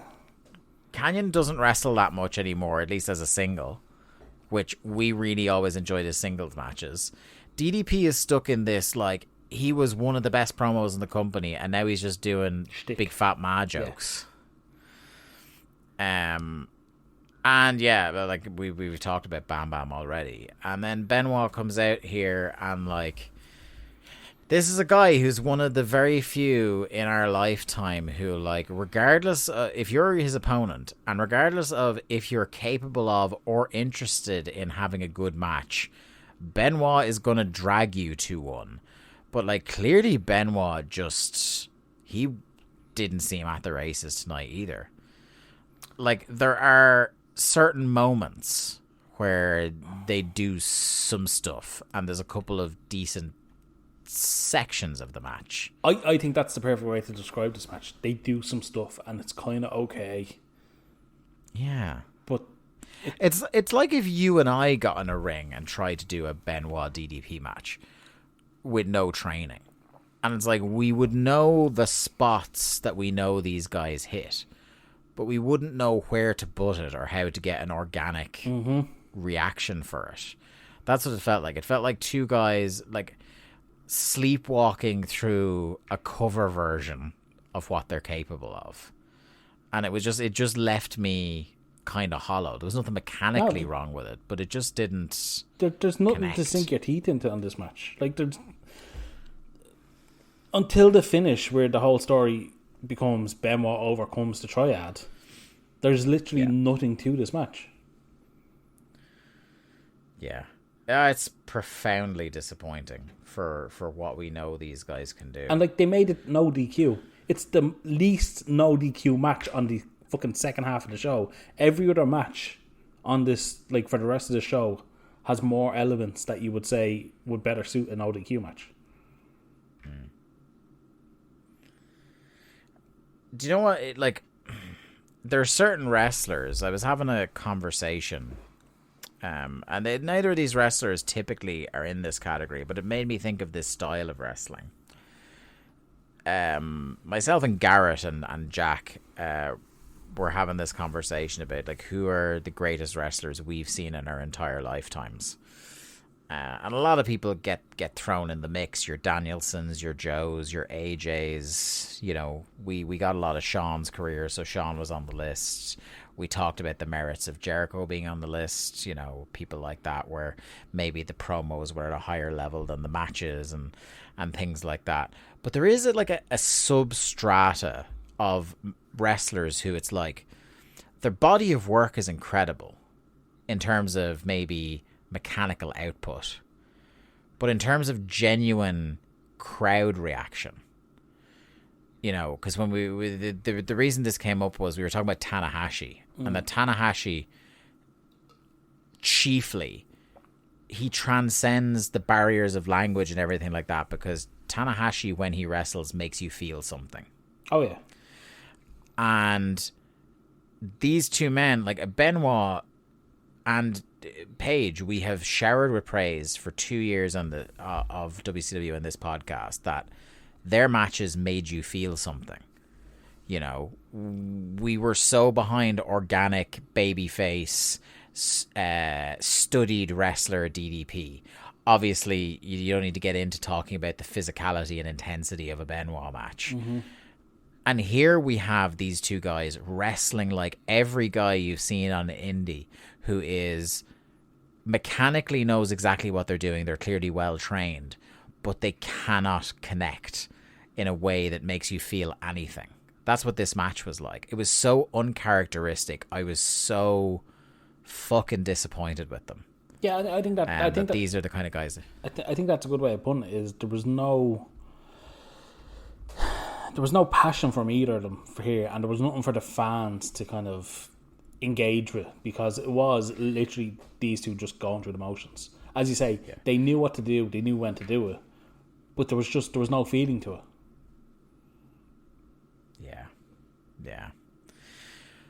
Yeah, and I've written down a bunch of kind of the spots and stuff, but it's not really. I don't feel a point in going through. The triple Germans were obviously cool. Benoit does a cool wrist controlled backflip reversal of a sidewalk slam attempt that looked cool. The thing I want to talk about is the finish, because I thought the finish was so fucking weird for this. So the triad one by one comes out and starts interfering, right? And then they do a weird thing, because triad interfering, you wouldn't bat an eyelid at this. And maybe for a second I had forgotten that Benoit's now in a stable as well. But they cut to backstage where the Revolution are watching this unfold on a TV screen, and they're not doing anything. Mm-hmm. Now, I think after the bell, the commentators scramble to say, oh, well, the Revolution want to do it fairly, and they're going to let their men fight their battles. They're not going to sink into the games of interfering in matches like everybody else does around here. But, I don't know, maybe this is me overanalyzing it, Lee, but what it came off to me as, they were watching their man get triple teamed. And even though he overcame it and won, it made the Revolution look dumb. And it especially made the triad then look dumb, because now one man has easily overwhelmed all three of you. I think the way to do it was either, you could have Benoit overwhelm the three of them and still win, but don't also show the Revolution just not bothering to help out their mate. I think it was, you have to do one or the other. Either you see them watching and then they get involved and take out Bam Bam and Canyon, or you just don't show them and you show Benoit overcome them. But like you say, the Triad have now lost the tag team titles and been beaten 1-on-3 in the same night. Yeah. So they're kind of done. Yeah, it's a very, very bad night for them. We get Chad Demiani from the website to give away the bike with the ladies of Iron Horse. Behind the ladies of Iron Horse, there is a terrifying, perhaps serial killer of a man with a beard staring a hole through everyone with an expression that does not change the entire segment. Fucking horrifying. They announced the winner, and it was very funny because the president of Iron Horse got on the microphone to deliver the news as to who won, and he was the most awkward man alive when he was there. But at least the segment didn't outstay its welcome, I guess. Next up, we have your boy Lee, Sid Vicious versus Sting. I keep doing this because I'm just like trying to rocket through this show. What do you think this match got? The last one, DDP and Benoit. 2.5. 3.25. Extremely generous. That's not 3.25 match. That's just getting a star rating because it's Benoit DDP. Yeah. Sid comes out. Sid is the first fucking megastar on the show. Like, he's the first guy that comes out that feels larger than fucking the rest of this roster. Yeah. Not just physically. As the official Sid correspondent, do you want to take this match? I mean, I don't have a ton of spots written down. What I kind of... There wasn't a ton of spots in it. Like. I mean, there wasn't. No. Even though it was 10 minutes long. Was it 10 minutes? I actually think... 10 minutes, yeah. I actually think this was the best match on the show. There was only 2 matches on the show that were sub 10 minutes. All right, okay. Which is mental. Although a couple of them are almost bang on 10 minutes. Yeah, I thought this was the best match on the show, to be honest. I think they've done a real good job with Sid. After the initial bringing him in with Macho, I think this kind of realignment to the Millennium Man going after Goldberg's streak. Yeah. I'm very much into this run. I mean, look. I guess it's one of those things where, like, if you're gonna do it, you have to commit. And even though I think I personally bristle at what was essentially a squash of Sting. Yes. I guess if your idea is to put the rocket on Sid, then I guess doing a shocking dominant win against a Sting is a powerful move in that direction. It's actually committing to beating someone. I think a squash is kind of downplaying how much shine like Sting got in this match. Like, it was all Sting very early on. It was all Sting right at the finish. Yeah, it's just that I guess the element of the squad, the element to which it just seemed like overly dominant was Sid just shaking off 3 Stinger splashes. Sid had an answer for everything Sting hit him with. That's where I think the squash element comes in. Like, Sting would go for multiple Stinger splashes and he'd miss like the second or third one, or Sting would go for a move and Sid would have a counter. Like, he'd go for a running Stinger splash on the mat and Sid would get the knees up or stuff like that. So yeah, I think Sid was made to look really good. I loved the finish. Like, it literally came out of nowhere, but I fucking loved it. It was a surprise. Sting kind of in control on the comeback, hits 2 Stinger splashes into a corner. Or he actually hits a superplex first of all, and Sid stumbles into the corner where Sting gets 2 Stinger splashes, goes for the third, and Sid just catches him in a chokeslam. Boom, that's it. He fucking planted him with the chokeslam as well, should add. Certainly did. But yeah, I think the crowd literally woke up because the stars arrived for this match. Yeah. Both guys got great receptions, I thought. Yeah, I'm just very much into this Sid push, and I'm looking forward to watching it unfold. Well, I gotta tell you, Uncle Dave disagreed with you. 0.5 star. What? I don't think I wasn't as into this match as you were, but I don't think 0.5 star is necessarily fair either. I think they both worked really hard.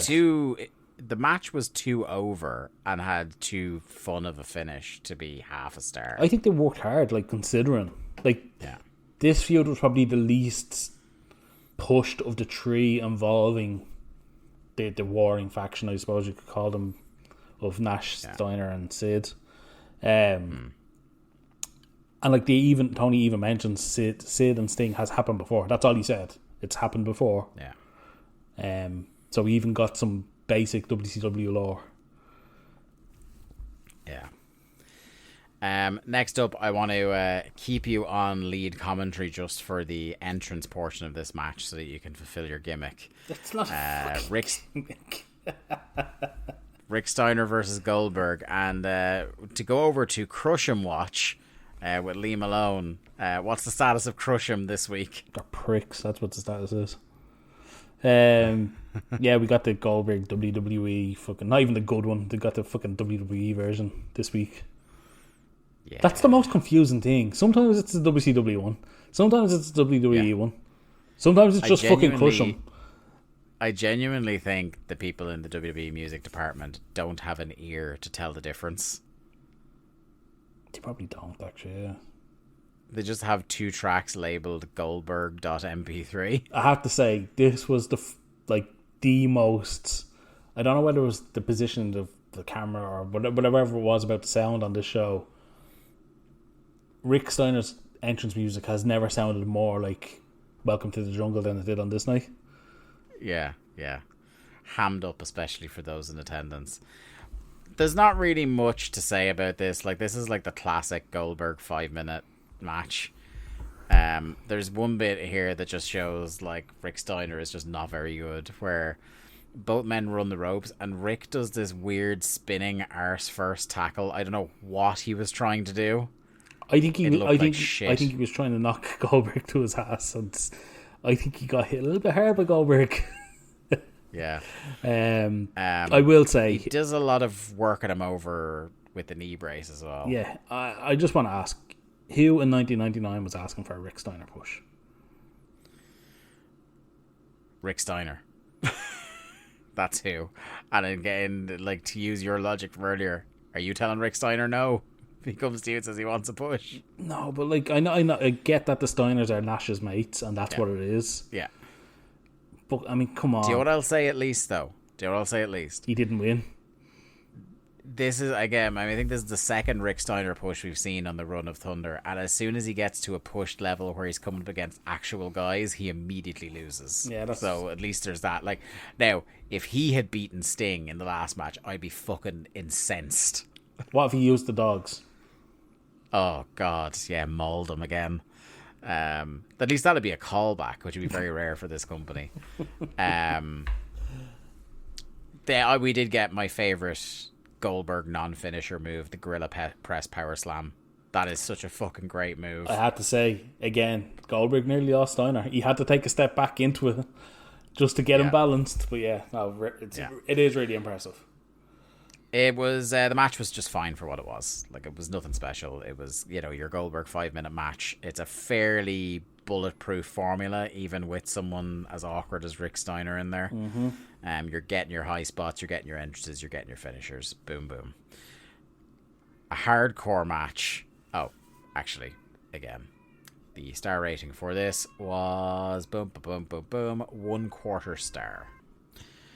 And yes, a hardcore match it is. What a hardcore match. What a spectacle for the semi-main, Lee. I know when you were watching this show, you're like, yes, we still have to watch this match. 2+ hours into this fucking show, you were on the edge of your seat. It's Randy Savage versus Dennis Rodman. Fuck me. Like, it's like the last thing you want to see, isn't it? Yeah, it really was. It was like, as the show was going on, like you say, you kind of forget that the match was on the show because you're like, oh, fucking Sid and Sting are out. Goldberg, it's like, oh, grand, main event, left, plenty of time. And then you're like, oh, wait, no, there's still Macho Man and fucking Rodman. Yeah. And I guess maybe it was, do you think communication from WCW that they knew this was the death spot and that this match was going to die on its arse and they just sent it out here anyway?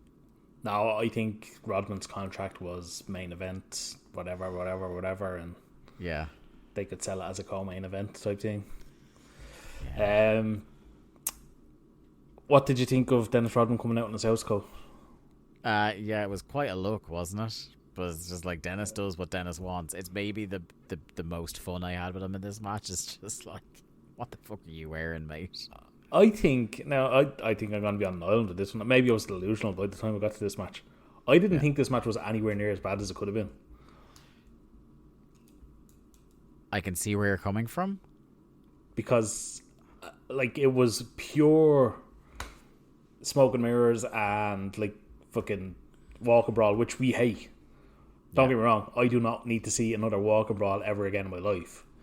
But I think when you have these two involved, and they were both very obviously gassed by the time they went outside of the ring, I just thought they were fucking insane and fucking clobbering each other and hurting each other, and I was just like, yeah, this is pretty fucking fun, actually. In that way, I guess, if you, like, through a very specific lens, you could go, this wasn't as bad as it could have been. And yeah, like, I mean, at the very least, I would give it the credit that it didn't take up nearly as much of my life as that tag team match did on Bash at the Beach. Mm-hmm. Which there were times in there where I was praying for the sweet release of death. This didn't outstay its very brief welcome. Like it was 11 minutes 30, but like it's sub 15, so thank God. Is this Rodman's best match? I mean, we've covered two, right? Mm-hmm. It's definitely the best of the two. Yeah. Especially because, like, you're grading it on the curve that Savage is washed. Mm-hmm. And whereas Hogan is Hogan, you had Page in that match who really should have been able to put together a better match. Well, and even Hogan, like, for all his Hoganness, like, has the Hogan spots. But as we established, like, last year, or whenever it was when we covered it, DDP absolutely worked down to Hogan's level instead of getting the others to work up to his level. Like, DDP got stuck in. Like, people talk about the Jericho vortex, like it was the Hogan vortex. There are those wrestlers. It's very like there's a good sports analogy in there. Is that there are sports teams that it can be quite good, but when they play teams that are very bad, instead of wiping the floor with them, they tend to almost like think they're going to cakewalk it, and they end up playing down to that team's level.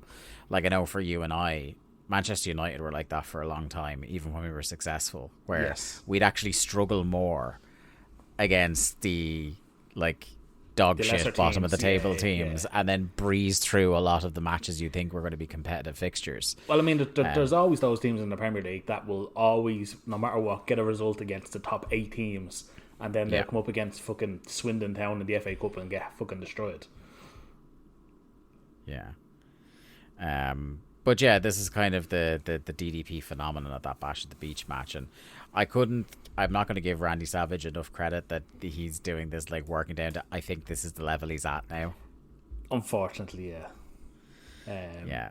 So God bless him.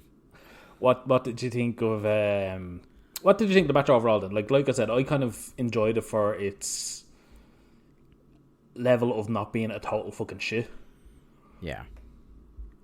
I mean, my main thought that I came out with this was, like, is Dennis Rodman in the bottom 5 professional athletes trying their hand at wrestling?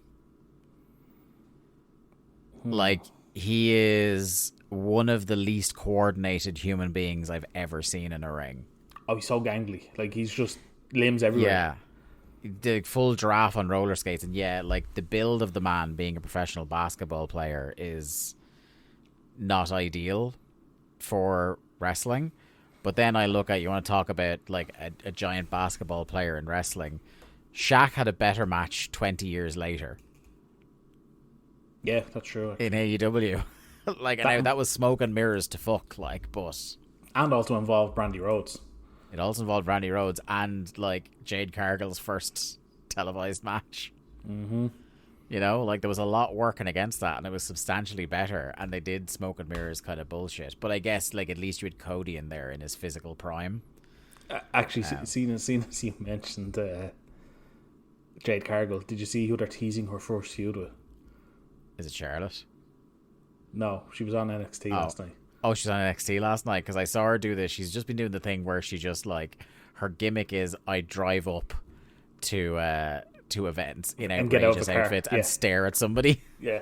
No, she was So on she had to stare down. I can tell you, I would pass away laughing if she just got fed to Charlotte. Oh, she absolutely She will. won't. Like, she won't straight away anyway, because like they seem to very much know they have like a potential star. But it would have been very funny.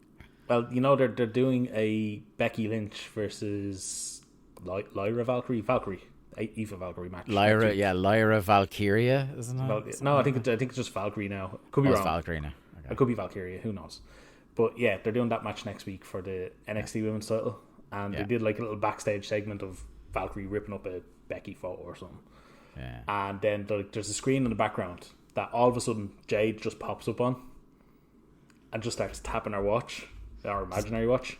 Does Jade have like Solomon Crow powers? Maybe. But she wasn't in the car this time, as far as we can tell. Maybe she might have been broadcasting live via satellite from the car. So they're either teasing a Becky Lynch Jade match or a Lyra Valkyrie Jade Cargill match. I think it's got to be the latter. Like, they're not having Becky put over Jade on NXT. Surely. Who knows? But imagine, like, of all people to have Jade's first match in WWE, it's fucking Aoife Valkyrie. That's mental. I will always shout out the fact that she had Hailstorm as her theme song on the Indies. Yes. That muchos credit for that. We love Hailstorm in this house. I guess we got to talk about the match a little bit. Like I said, I was definitely more down on it than you were. You were very much. I think I was fully broken. Yeah, like I mean, I talked about at that's the fair. start of the show. I was like, this show broke me in a way that WCW hasn't in a long time. So I think I was just mad. I think I respect that they knew it was going to be dog shit, so they just threw everything at it. Like, there was 4 or 5 F-bumps. I do think it was funny how much clear time stalling there was in an 11-minute match. Like, how long did the segments of going up and down the ramp take? Well, see, that's what I was going to say. That's a long ramp. Yeah. And they took their time going up that ramp. The one thing is, and I hope it was gimmicked, when Rodman Savage throws Rodman into the trash, then he took out a guy who was queuing for the toilet, puts Rodman in the porta cabin and tips it over. Mm-hmm. And you can see chunks start to leak out of the bottom of the porta cabin. And I'm like, one, I hope it was gimmicked, and two, I was like, I hope fucking Knoxville patented this, because Jackass was airing. God, when did the first Jackass air? It was either 99 or 2000. Had to be 99. And I'm sure, like, I can't. God, it's been since I was a teenager since I've watched CKY, so I wonder if CKY did the porta cabin stuff first, and then they could have sued Turner. WCW wasn't smart. That was 2000. Jackass was 2000. Really? Yeah. Shit. I can remember, like, doing dumb shit like copying Jackass, like being younger than 13. I tell you, genuinely, that new film was like one of my favorite cinema experiences I've had in the last 5 or 6 years, because it was like one of the first big event movies since COVID. Post-COVID, yeah. And it was fine, like, just getting to be around a crowd of people crying, laughing was like really cathartic.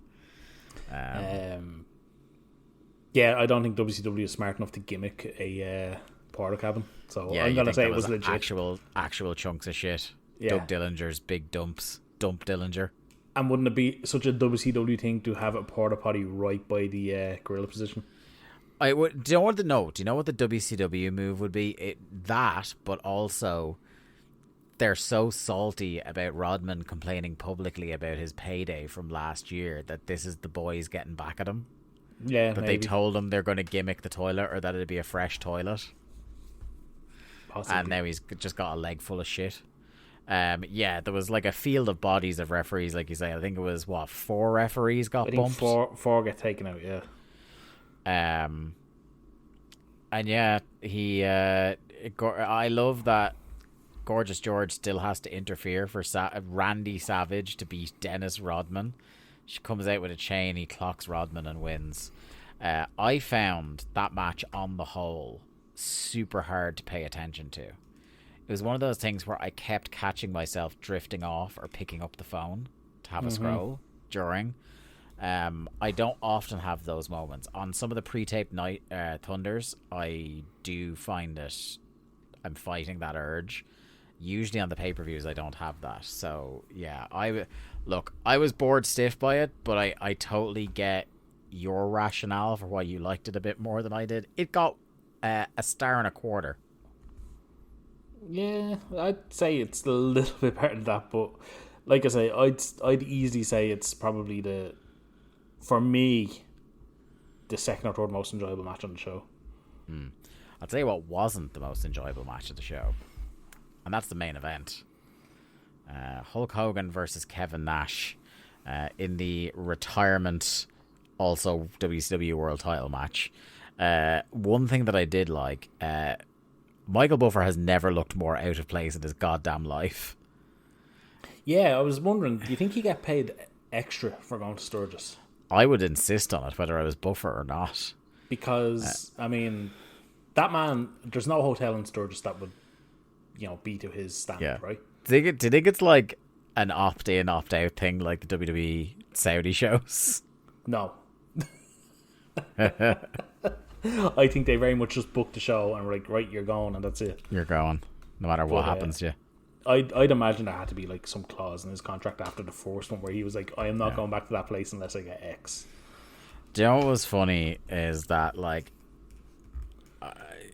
this match is so, like, it's such a pox on the concept of wrestling to put these two men together. Because there are no men, maybe in the history of wrestling, who are more content to do fuck all and call it a great match. These two were delighted after this match. I wrote 3 lines into my notes. I don't have that many notes, but I wrote, I think about 5 minutes into the match, all caps, someone do something. I just have this match is really slow. Everything was like they were doing the Hogan pauses like this was getting Hogan rock heat. Yeah, it was. And it wasn't. I had a thought as I'm watching Hogan. Yeah. And I get so the whole hate him. Well, I mean, I get that the whole thing was the nostalgia, and that's what all they had left basically to do with Hogan at this point was to go for nostalgia. Yeah, but the 2 switches that were left to pull by the time he got to WCW were, we haven't turned Hogan heel, so they've done that obviously for 3 years, and then literally the last bit of juice you can wring out of him is bring back the red and yellow. So I get they had to bring back the red and yellow. Hogan really should have just kept the Hollywood tights and just went red, like the way he would in WWE, where you have the long red and yellow tights. He really should have had them at this point. He looks ridiculous. Yeah, he's a ridiculous man. His hair frizz in this Sturgis heat.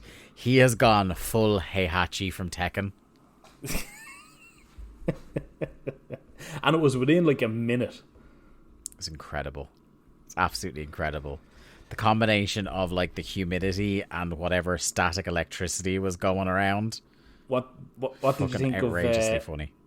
After a hardcore match where Macho and Rodman possibly legitimately battered each other, and Hogan gets tossed very gently into the lighting rig and blades? Yeah, it was quite funny. And did you see little gig mark like that? Obviously the heat didn't help with the lack of blood or whatever.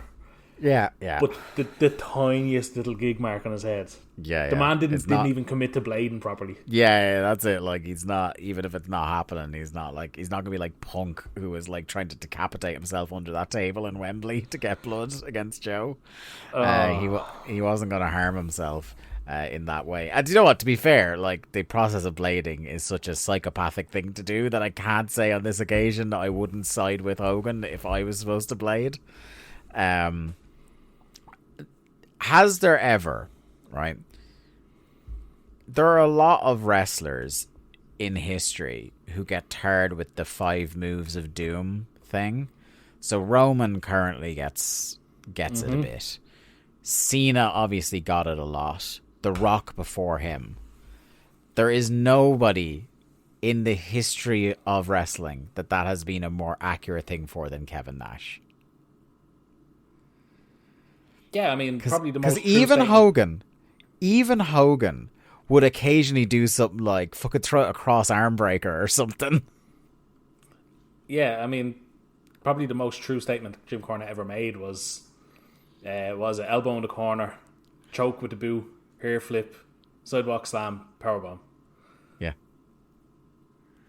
I know he loves Nash, but it's so true. Like, oh, I love him, but I kind of love him because of and also in spite of that. Yeah. Because, you know, I say this a lot. Never has a wrestler gotten much further with less physical gifts in terms of like wrestling.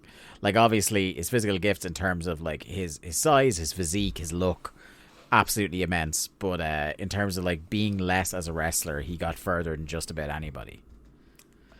Here's one for you, Dave. Seeing as it's Observer Hall of Fame time of the year, did you know that the Outsiders are on the Observer ballot? They should be in, right?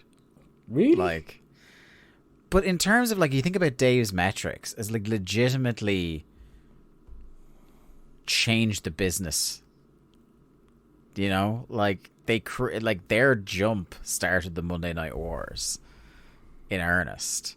Like in terms of output, obviously one person in the Outsiders is really carrying the load in terms of their entire careers, but like for most of the Outsiders run was washed. But yeah, you gotta like, in terms of like, even Nash said it himself when they got inducted into the WWE Hall of Fame. It's like just the fact that they introduced guaranteed money. Like, in terms of changing the business as a whole, like you kind of have to. I would probably put them in. Oh, okay. I probably like in that way. Like, I don't think like if you're strict, it depends on what your metric for the Hall of Fame is. If you're strictly a voter based on bell to bell, yeah, no, they don't make it at all, because just saying the Outsiders disqualifies almost all of Hall's good work. Yeah, not Hall's good work. Yeah, yeah. It's literally that 2-year span of the original NWO run. Yeah, it was literally one of the most seismic shifts in the history of North American wrestling. Started by the Outsiders, and I know. I mean, I guess it depends on how much you put the Hogan turn, like what percentage of the credit goes to Outsiders and the Hogan turn. It's hard to say because, you know, one wouldn't have been sustained without the other, and the idea for one wouldn't have happened without the other. It's an interesting one. But in terms of like historic wrestling acts from our lifetimes, I'm not going to watch an Outsiders comp, but if I'm writing a history book on wrestling since I was born, you can't write the history of wrestling without the Outsiders. Yeah, and that to me is a Hall of Fame metric.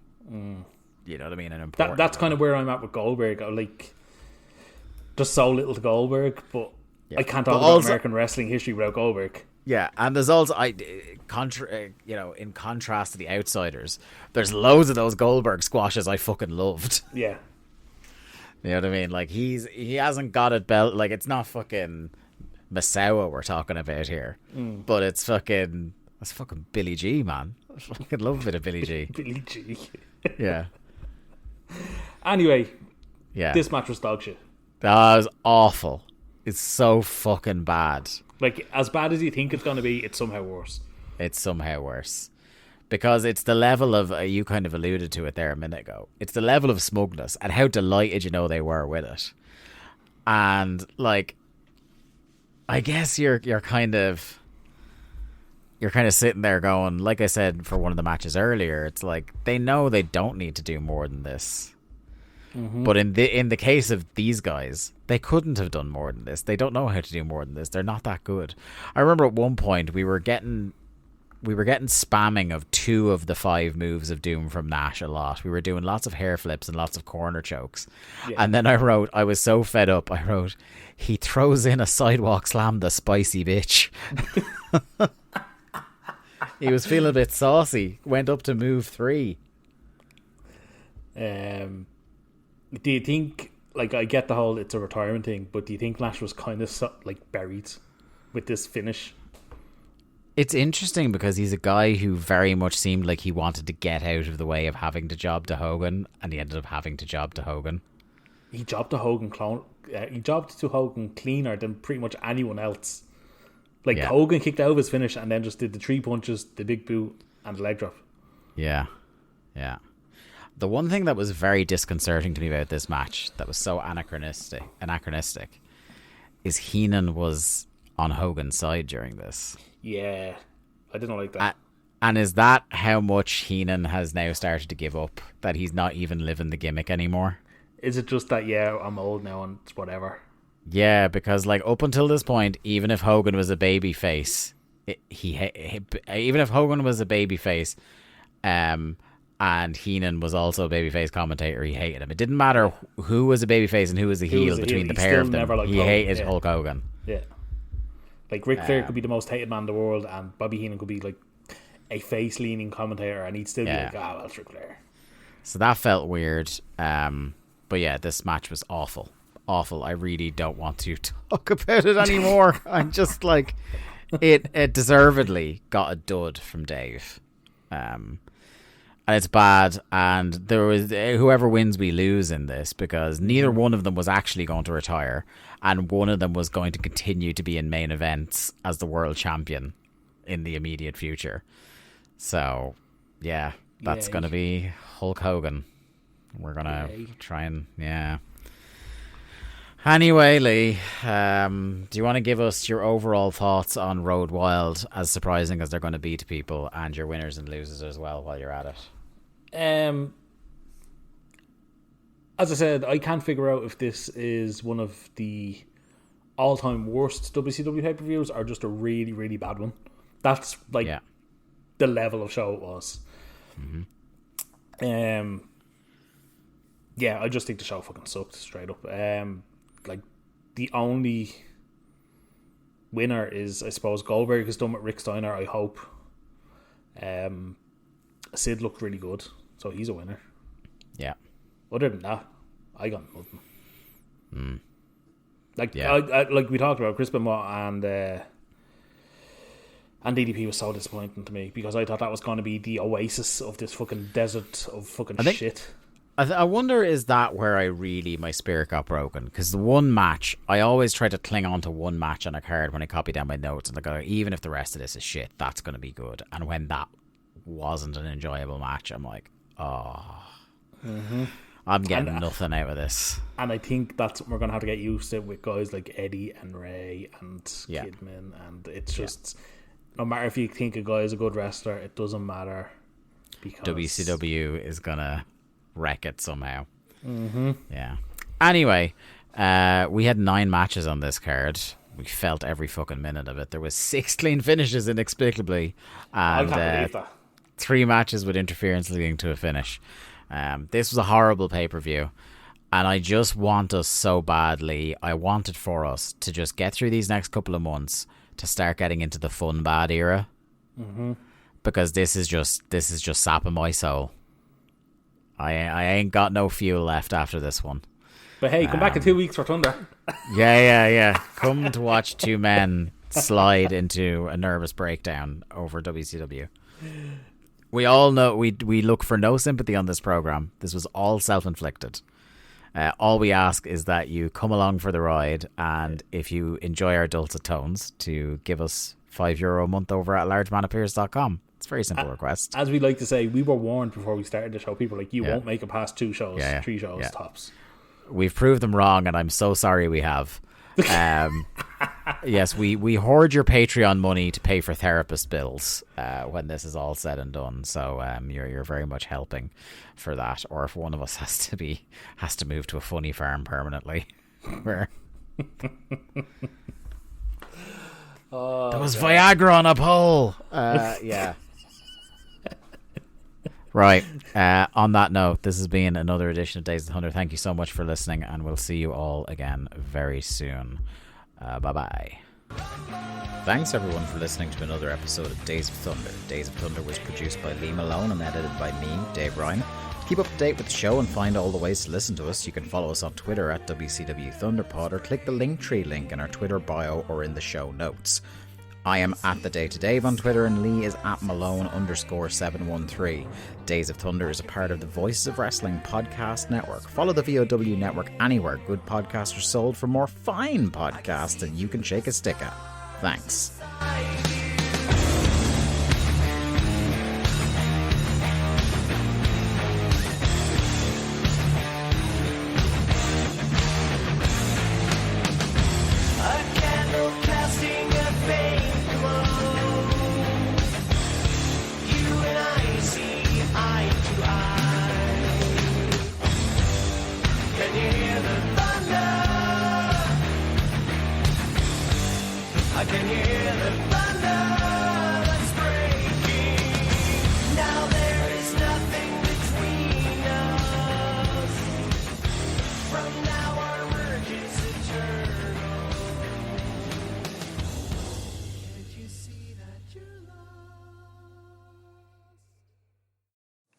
Hey everybody, my name is Jesse Collins, and I want to tell you all about my show, the Gentleman's Wrestling Podcast, here on the Voices of Wrestling Podcast Network.